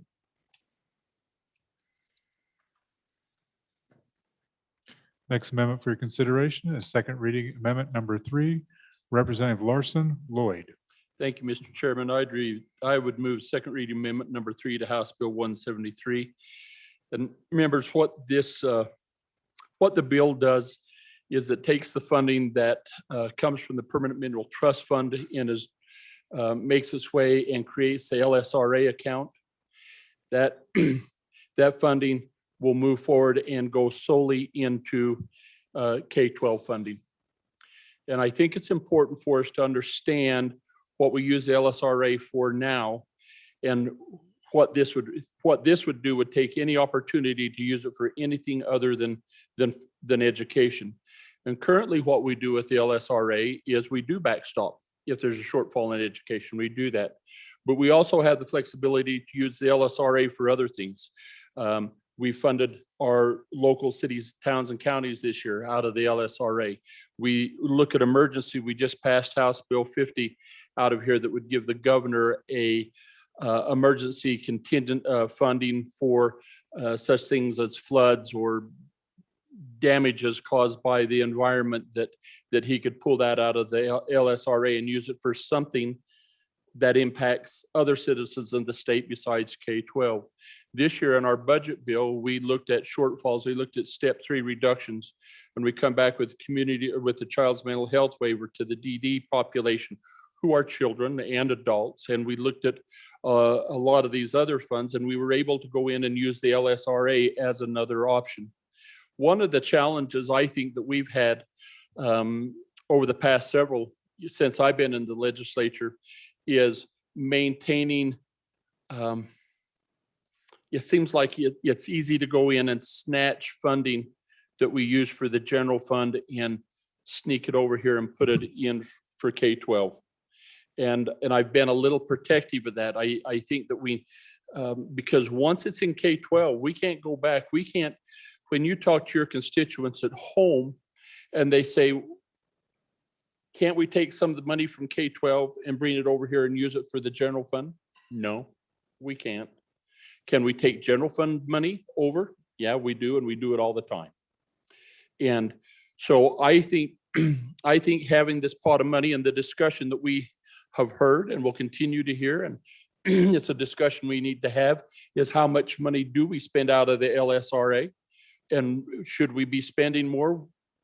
Okay, we can, but I like to have the ability to use that for state government as a whole and not just for K-12 education. And so that's the reason for this amendment, is that removes that out of the bill and keeps the LSRA to be used for other things, including education, but for other things as well. Thank you. Representative Summers for your first time. Mr. Speaker, thank you. And really, this is a policy decision. And if you think about, we have this shortfall in K-12 funding. And so, yes, we can move this LISRA refuel back into the LISRA, take it out the back end through the LISRA, but it's still, we still always profile a shortfall. So do you want to profile it or not profile it? I'm going to bring a third reading amendment. If this passes or if this fails, I'll bring it so we can have the discussion where we split the LISRA refuel. So if you think about that, what this money is, we got this investment earnings. And right now, when it comes out after 2.5%, it splits into two pots. One we called kind of the SIPA pot. And right now we've split that where 45% of that flow goes to basically school capital construction, and the rest goes into what's our old traditional SIPA. And so then on this side, we have the money that just flows straight to the LISRA.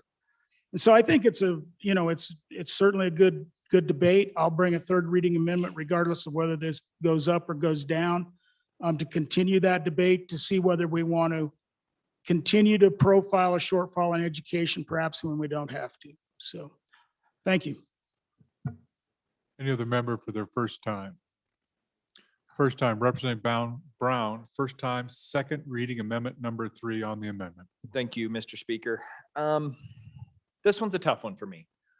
And the reason this one is incredibly tough to me is I've looked for the past 5 years to my former desk mate for some really good guidance, and being on appropriations, he's kind of guided me in the direction of revenue flows and stuff like this. And one of the biggest things that I've seen with the education situation here is we shove money into the savings account, and then we pay our bills out of the savings account.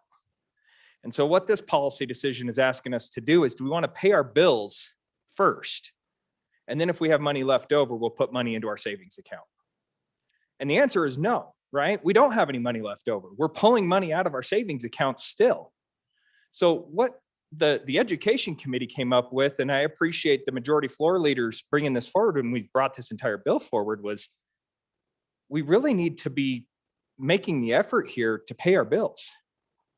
And instead of shoving money into a savings account and turning around and trying to find that money right back out of there, it's really hard to describe to our constituents, at least it is to mine.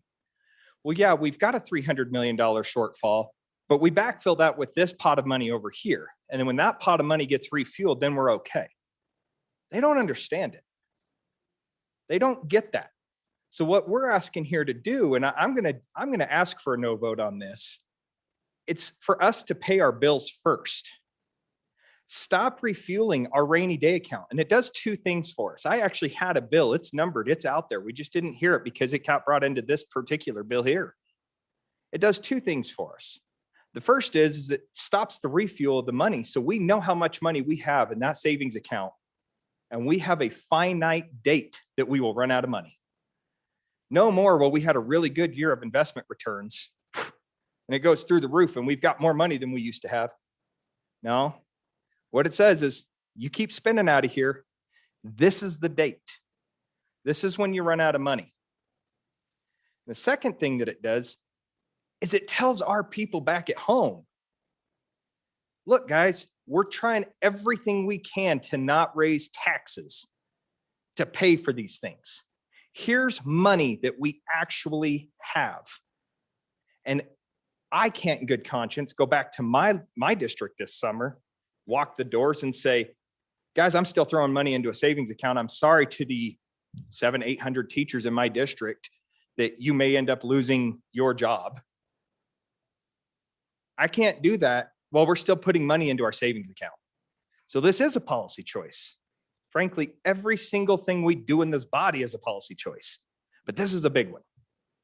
So I'm going to ask you to say no to this particular amendment. And it's because we're finally at the point where we don't have a lot of other options.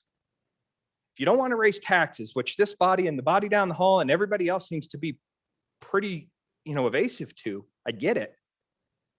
Here's an opportunity to keep 150, 200, maybe 500 million, depends on what our returns are. Keep that money in our pockets. So on and against, thank you.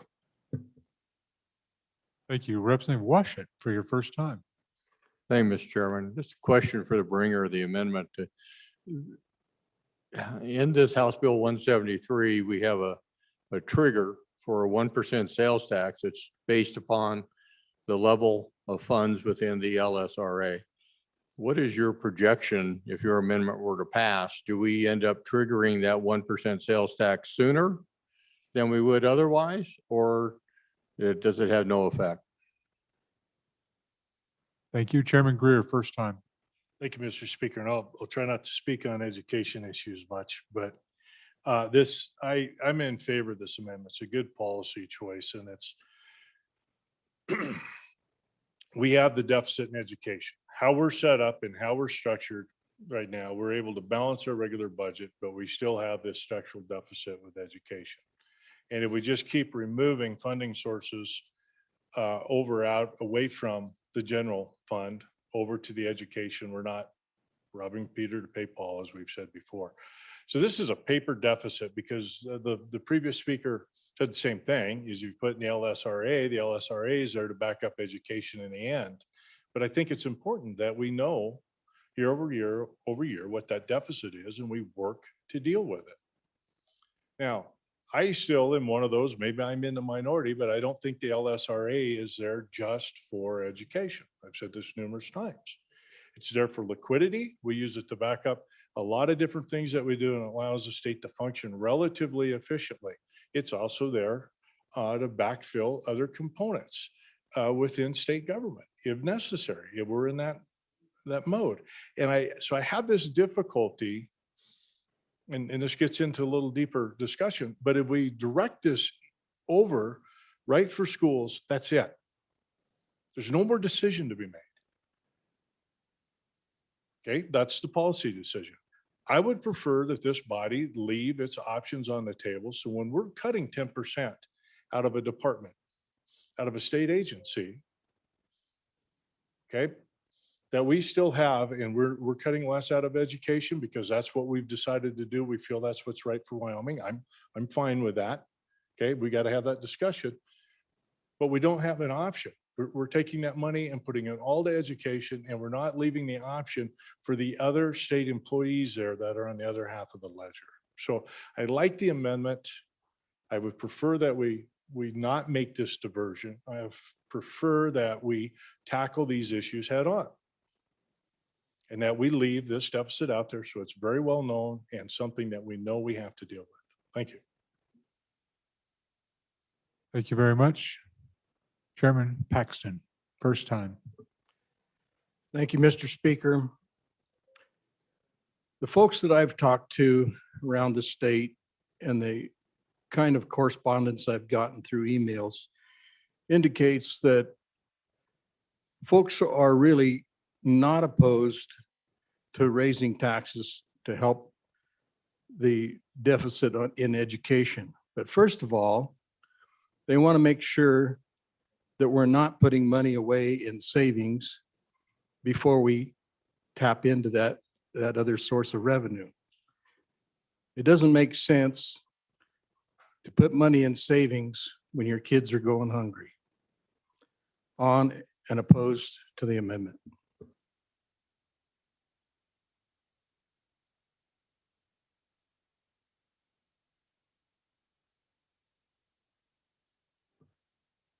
Any other member for their first time? First time, second reading amendment number 3. Representative Gray. Thank you, Mr. Speaker. First for a second. Any other member for their first time? First time. First time, second time. Second time before the sponsor. Representative Brown. Thank you, Mr. Speaker.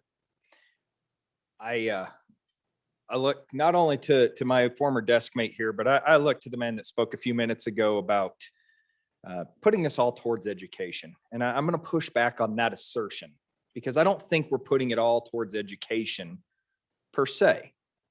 What we're saying is instead of putting money into our savings account, and instead of pulling that same exact amount of money, if not more, back out of the savings account to fund whether it's an agency in the executive branch or education, we're still shoving money into savings to pull it right back out. That's what this is about. We are still in a structural deficit with both situations here. The good chief executive had to cut way more money than I think we were prepared to see. Thank goodness that we've seen oil come back up and kind of level that off. But I can tell you, it was a year ago, it's 367 days ago that we walked out of this chamber and oil was trading at negative $20. We were paying people to take our oil. We're 5 days away from that happening again. We don't know what the future holds. And what we're saying is if we take this particular diversion into our savings account and use it to offset to the good question that was brought up earlier, is this going to initiate that 1 cent sales tax earlier? You betcha. You betcha it does. And am I a fan of that? No, I'm really not. I don't think there's anybody in here that says, I want to give more money to my government, right? I don't want to do that either. But I also recognize I do want my kids. I want kids in my neighborhood to be taught. And what's going to happen here is this is a really, really big policy decision. Again, House Bill 233, I had to go look it up. It doesn't say anything fancy. It's the Permanent Mineral Trust Fund distributions is the number of the bill. Did exactly what this particular amendment is trying to get rid of. And that's why I'm so strongly opposed to this. I don't see any reason why we can't continue spending out of our savings account. We absolutely can, and we absolutely will. We just need to decide whether or not we want to continue pushing that money into the savings account and then pulling it right back down. Putting more money back in. The mattress is getting lumpy and we're having a hard time figuring out whether or not we want to sleep on it at night. So a big policy decision here, but I do ask for your no vote on this. Thank you. Second time, Representative Gray. Representative Nyman, you didn't speak for a first time, so you're not eligible to speak for a second time. Representative Gray for your second time. Thank you, Mr. Speaker. Want to respond to that last speaker, and he's brought up a number of points that I agree with, but then at the end, he said something I do not agree with, which is a no vote on this amendment. If the tax increase language ends up being in this bill, which I'm opposed to the tax increase language, but if it is in this bill, a no on this amendment means that it's going to be a longer period of time before we hit the amount, the trigger amount. And let me tell you why. Because what happens when you plop the LISRA refuel into LISRA doesn't just backfill education. You plop that in there, first of all, it makes it look like we're in a lot better position than we are. So you get the cities, towns, and counties distribution, and you get the argument that, well, you got all this money in there. And then you get all these bills that have a section 2 or section 3 that has the distribution from LISRA. Now you plop this into the schools, you decrease the size of that deficit. And I want to be clear for the folks that want reductions here. This deficit, plopping this into the school foundation program does not decrease the chances of us getting reductions. It does not. This is a huge deficit. And if you want to stop a tax increase, the way to do it is to pair reductions with diversions. That's the way you do it. That's the way we get this done. You got to divert existing flows and you got to reduce. And, you know, I keep referring to that other bill, the online sales tax, that online bill on the gambling. I mean, that's $50 million. And we tried to do a diversion into here and we couldn't do it because, and that's the story time and time again. It was on the online sales tax as well. When there is an existing revenue flow, we cannot get anything into this account because people are so frustrated by the position we are in. And I understand that. But I just urge you, I want you to understand that diverting these flows into here does not reduce the chances of achieving reductions. I am sure of that because the deficit is so high, it's still going to be there. But what it does is it reduces the chance of this flow being used for other purposes, and it focuses it on our number one deficit. So we pair diversions with reductions. We remove the tax increase language. That's my strategy. So I'm against the tax increase stuff. And this is, I'm a no on this amendment. Maybe there's a little bit of a middle ground, but I'm a no on this amendment. Thank you. Thank you. Any other member for their second time to the sponsor, Representative Larson Lloyd. Thank you, Mr. Chairman. Members, I want to try and answer a few of the questions that have been asked and point out, I appreciate the good majority floor leader pointing out how the diversion comes in from the Permanent Mineral Trust Fund with 1.25 going to LSRA. And he makes an important note that just a couple of years ago on the second 1.25 of that diversion that goes to the SIPA, we captured 45% of that and sent to school major maintenance. So there again, we've taken money that was used for, that we could have used anywhere, and we've dedicated it, boom, shoved into K-12. Can't take it out, has to stay there. Can't move it again. I think the good question from the former law enforcement officer up north here about when would this trigger the implementation of 1% sales tax if the bill passed. And I think that there's kind of a couple of answers there. Is if this amendment passes, when we hit that benchmark really depends on us because we're the ones that are determining what we spend the LSRA money on and to what extent. So we could do it today, you know, and get to that level. I think projections from our LSO staff have said a couple of years, maybe 3 years, that we might hit that. If the amendment is defeated and all of the money starting in 2022 goes to K-12, we're going to hit that much sooner and trigger that 1% tax if the bill comes into it. Well, you don't have a LSRA. And so what the remaining balance that you have in there, you get to spend, but you're going to spend it pretty quickly. We could not spend it, but I don't think that'll happen. I think that we will spend. So then the question comes back. So then the question comes, which kid, you know, if you're low on money and you don't put it into savings, because how do you feed your kids? My question is, which kids are you going to feed? Just the special kids over here in K-12, or are you going to include the general fund kids too? How are you going to take care of locals, your cities, towns, and counties when we don't do any type of revenue increase for them, and we don't have the general fund to take care of the 105 that we've generally provided for them? We've been taking care of that out of this. That's how we've been feeding those kids. How are you going to backstop some of the stuff in community colleges or any of the emergencies? How are you going to feed those kids? It's a process. We've taken an option away. We've said that absolutely 100% this money is going to go this direction. And you have no other option on where you want to divert 1 cent of that money moving forward.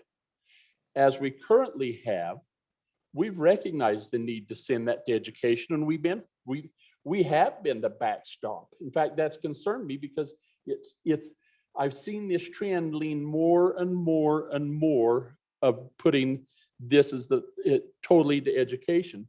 I pushed back on that over the years and said, whoa, there's others that we take care of as well.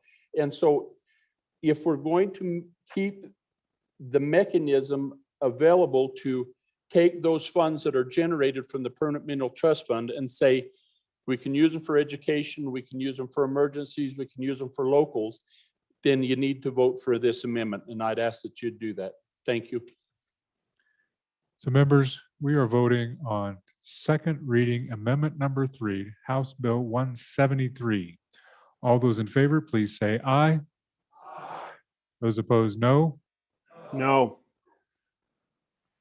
Chair has no idea again. My apologies. We're going to do a standing vote, and the folks online, would you raise your hands for an aye? I have one online, thank you. And then the folks in the audience or in the chamber.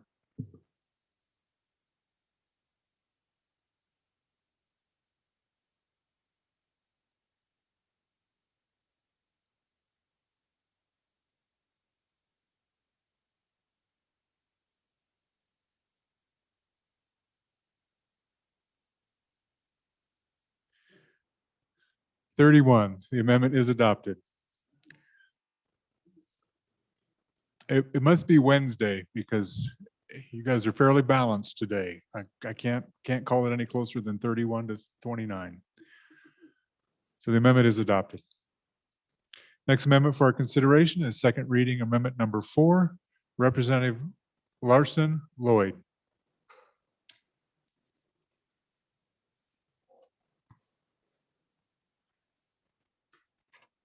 Thank you, Mr. Chairman.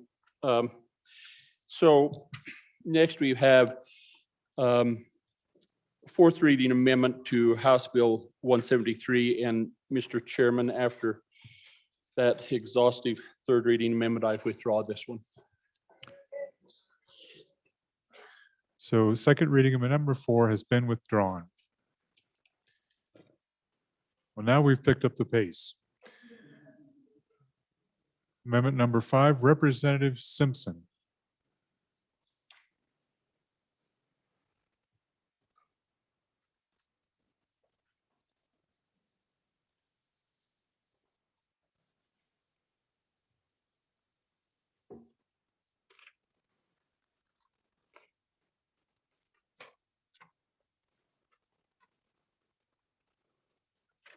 Mr. Speaker, sorry, Mr. Speaker, I wasn't Please quite ready. proceed. I wasn't expecting that withdrawal.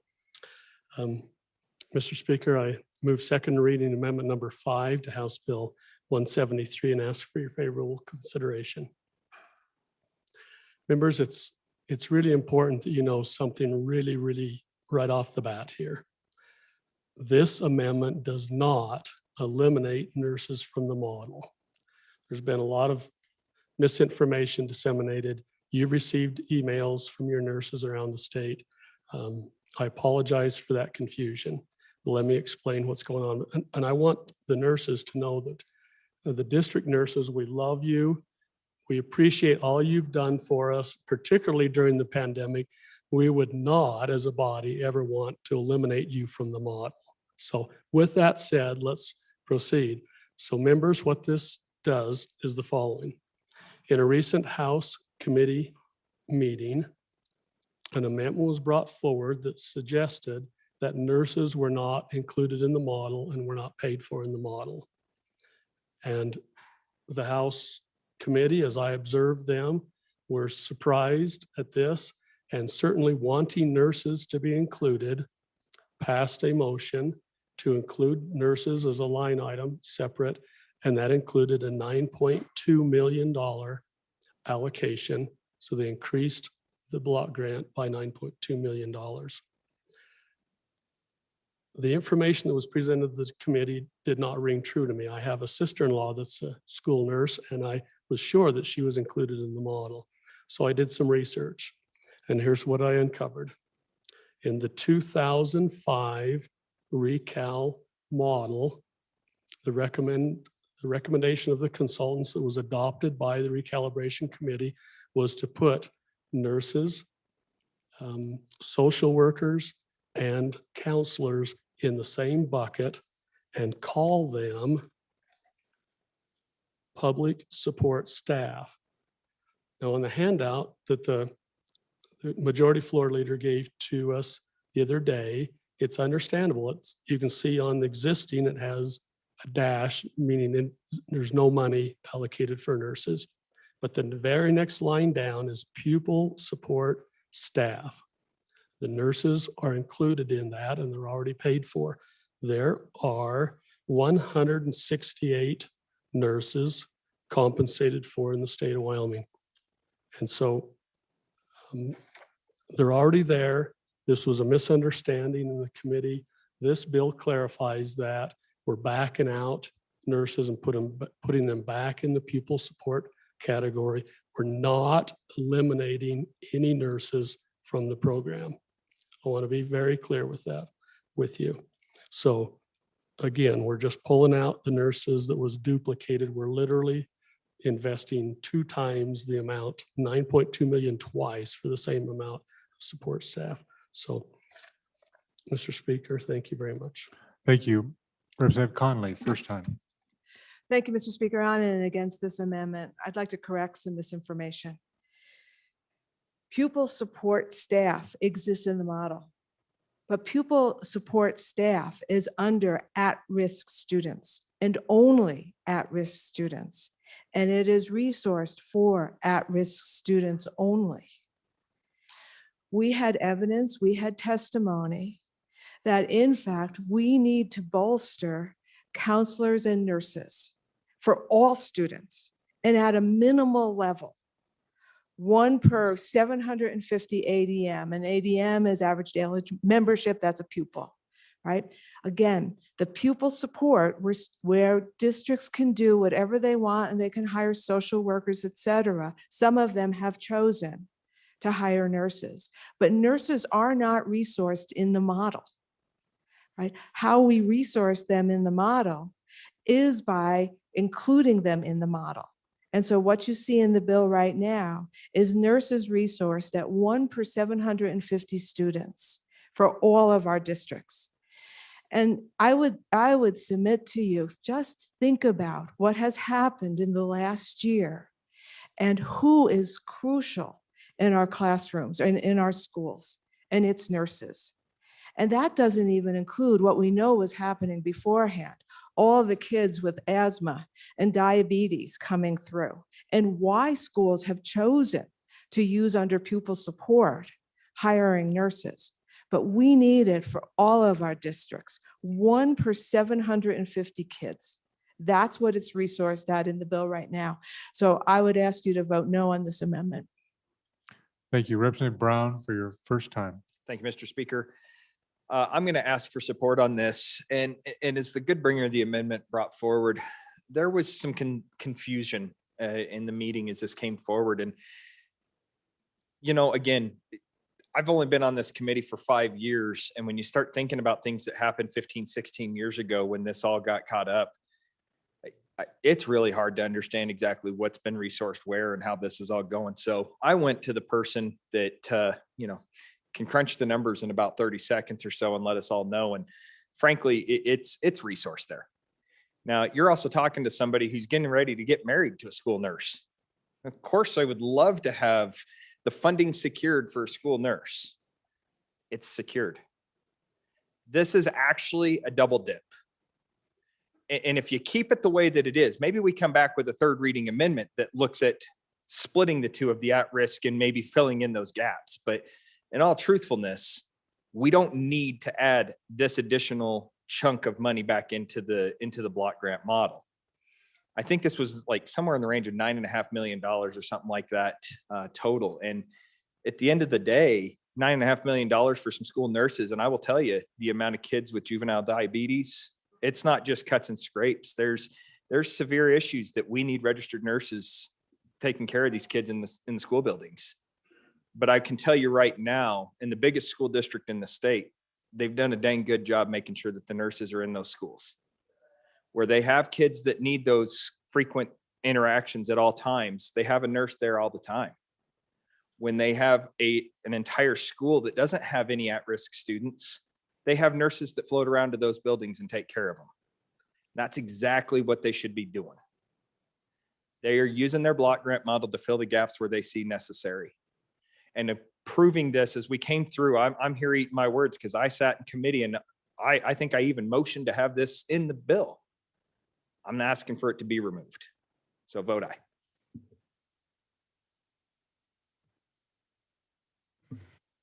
Thank you. We're having some paperwork back and forth up here with the chief clerk and I. So Representative Summers, for your first time.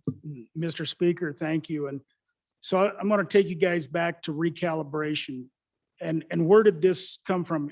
The good bringer of the amendments, right? In 2005, okay, remember back in 2005, nurses were in this category with counselors and other entities.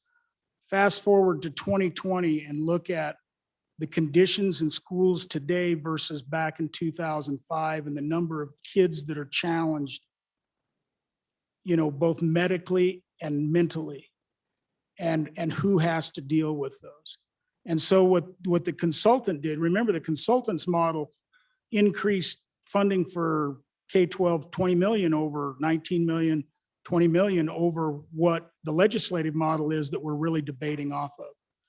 And so what you have to ask yourself, and what they did, the consultants did, they split out nurses, recognizing that there was more needs in school now for nurses and counselors. So what you all have to decide is, were they accurate in that? Or should we go back to the 2005 level of model funding? So I think that's the question you all have to ask and answer. Thank you. Representative Henderson on the amendment, number 5. Thank you, Mr. Speaker. And I've listened very closely to what's been said so far. And for that reason, I'm going to speak against this amendment because I think this does potentially more harm than good. And so I'd ask you to vote against it. Thank you. Any other member for their first time? First time. Any other member for their first time? Thank you, Mr. Speaker. Chairman Horstman. Thank you. Trying to stretch us right to the lunch hour. 11:52. This could be our last amendment before lunch, I was hoping, but of course, it's up to the speaker. No, I think this is a great discussion because it's exactly as Majority Floor Leader talked about. They were in the model, got absorbed. And I just want to give you just a little, all of us kind of represent the past, really, right? Because those of us who actually went to schools in Wyoming, it was in the last century, most of us. And I don't think anybody here has probably walked the halls with a first grade teacher all day or, their high school principal. And so like in my high school today, 1,700 kids, there's 2 nurses there. And it's going all the time, right? And then with this COVID thing, it's amped up, but there's always medication. There's something going on. Now we're doing telehealth visits to help parents out so we can do that right in the school to save mom who's working somewhere for picking the kid up. All this stuff has changed. I think when I got into this business 35 years ago, and I remember the shock to me because I thought every kid had clean clothes, pancakes, and eggs in the morning. I did. I mean, all my friends were like that. Midwest Wyoming, man. All the dads worked in the oil patch, made good money back when they had pensions with these big companies, and mom stayed home. And so that was a shock to me. And this was like in the 80s.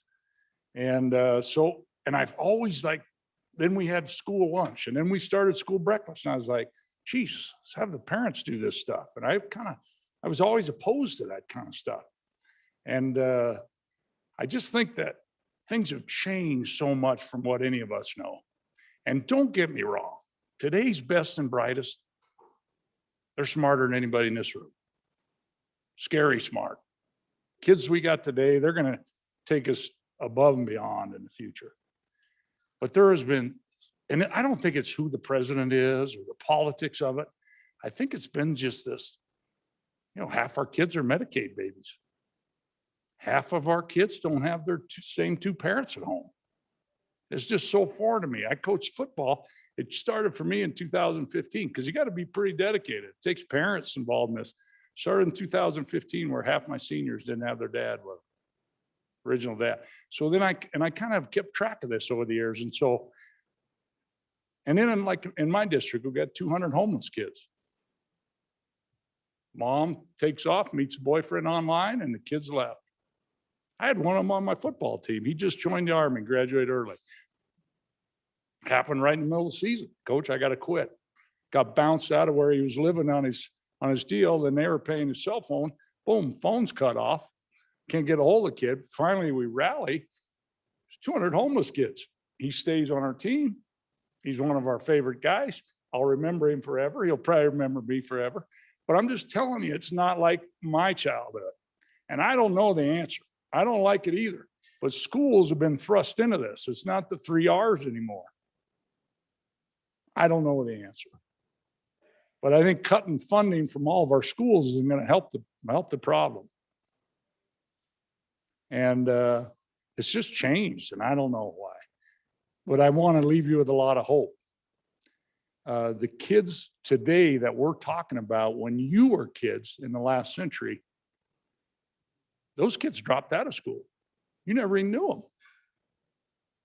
We had like 50% graduation rate because they could still get a job.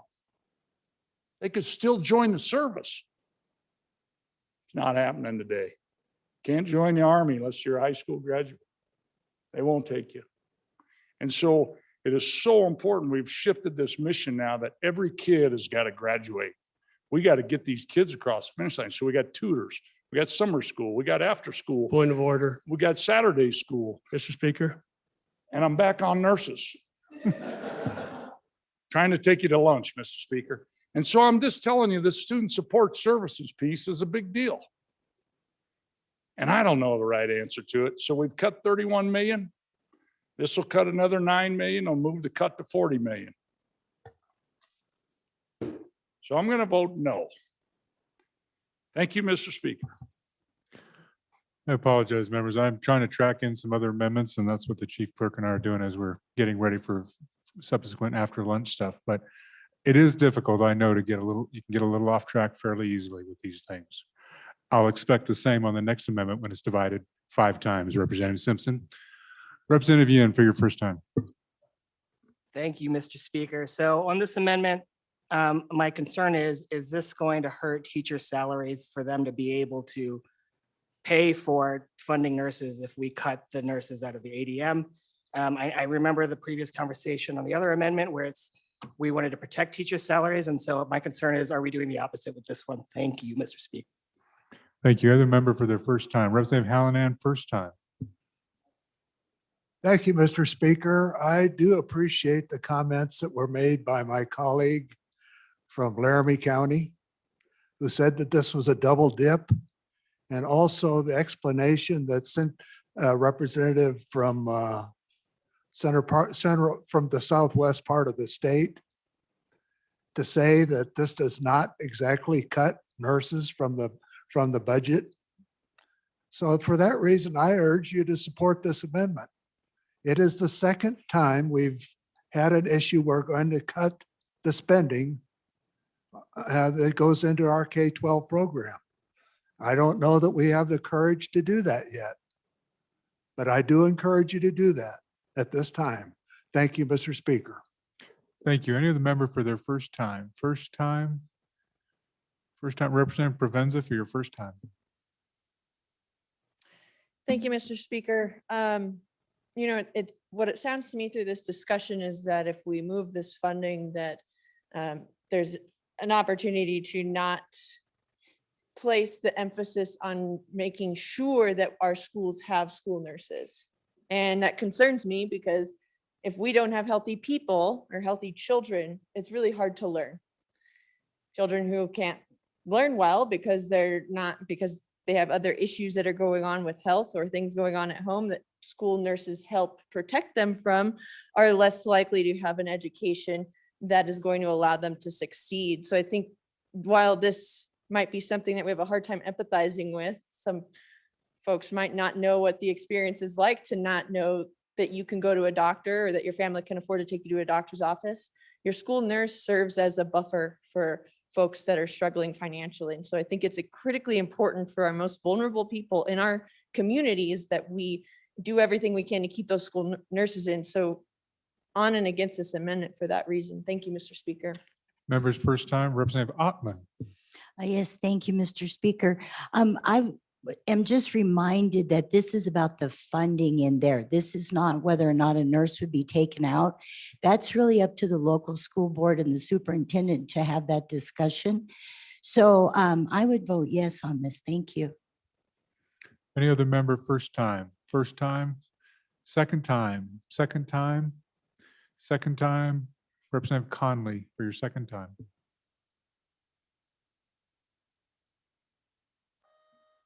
Thank you, Mr. Speaker. And again, on and against this amendment, and the discussion about the double dipping kind of concerns me. You can take a look at the recalibration report. It is, I think it's December 12th, 2020. It should be out there under the school finance materials. I also have a copy of it on my desk. You'll see that counselors and nurses are item 10, right? Talking about kind of all students.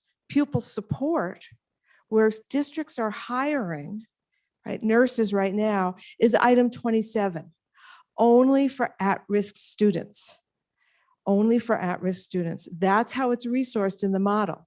So of course you'll see in some of your schools, you will see nurses. And you know what? My guess is that they're helping out all kids, right? That's my guess, right? But that being said, our model doesn't resource for them right now, as was talked about before.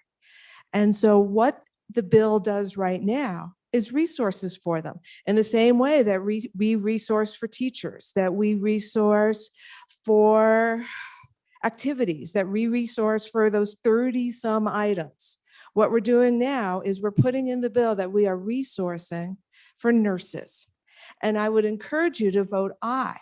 Again, districts, it's a block grant. They will hire.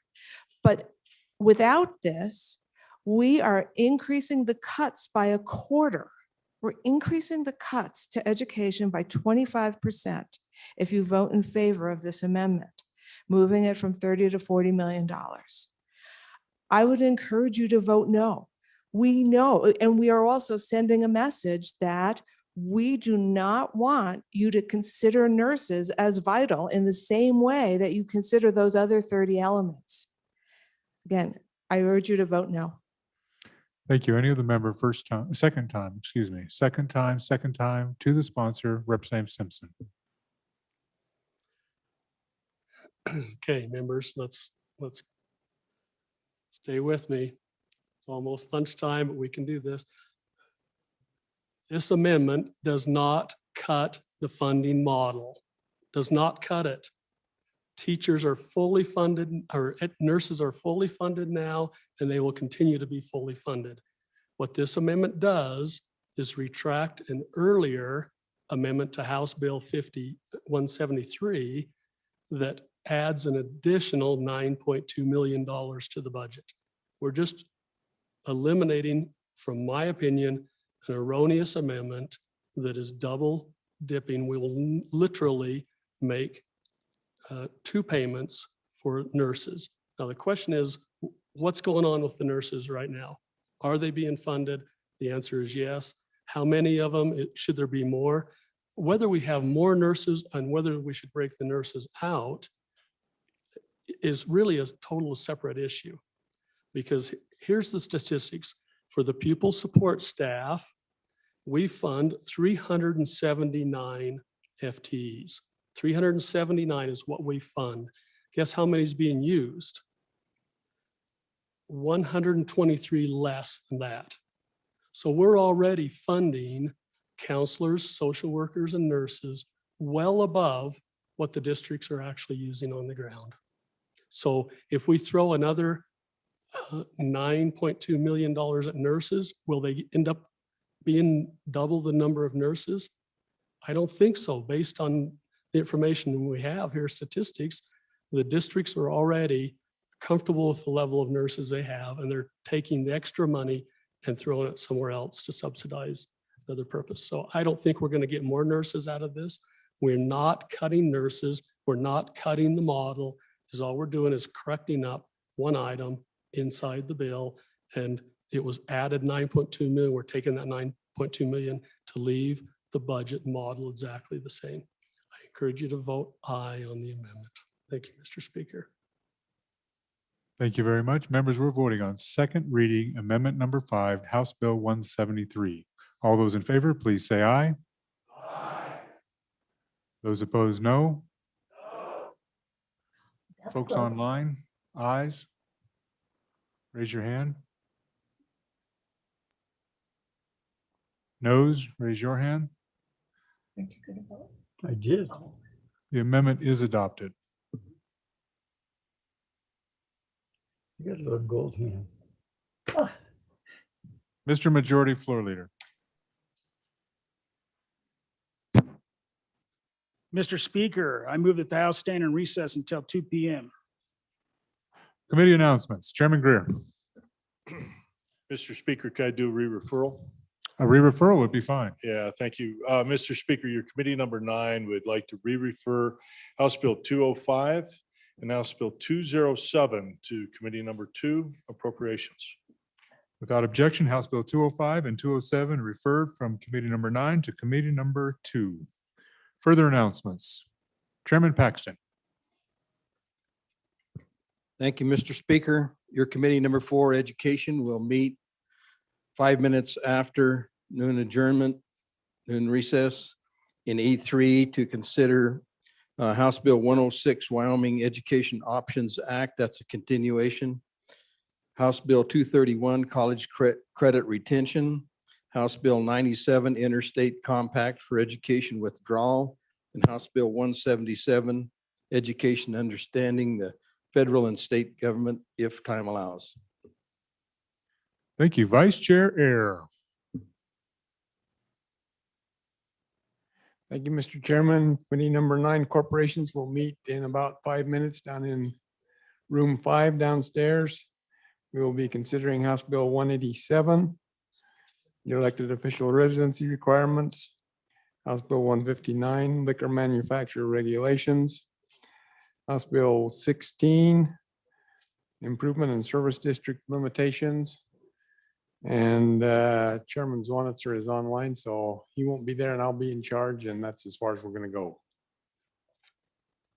Thank you. Other announcements? Other announcements? Chairman Nicholas.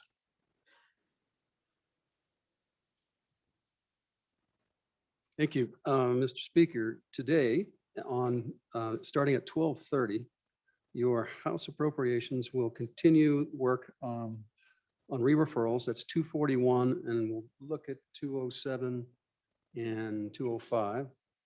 Then we have the continuation of House Bill 219 and House Bill 244. And we'll be reviewing a substitute bill on 244 that hasn't come out yet. We'll have it online shortly. Then in addition to that, we have the continuation of House Bill 254, which we have an amendment that's ready to be reviewed. And then on tomorrow tomorrow on adjournment, we will do Senate File 9, Senate File 93, Senate File 120. And 301. House. Thank you. Chairman Burkhart.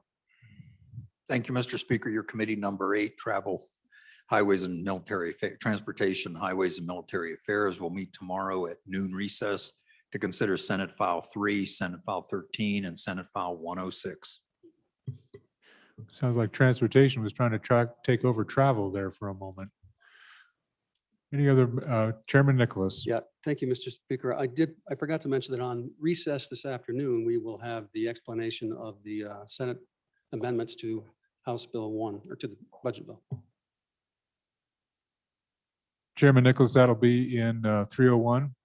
So members, if folks are interested in hearing what our colleagues down the hall did, you can certainly either tune in online as is available or attend upstairs. Any other announcements? Members, we are in recess until 2 p.m.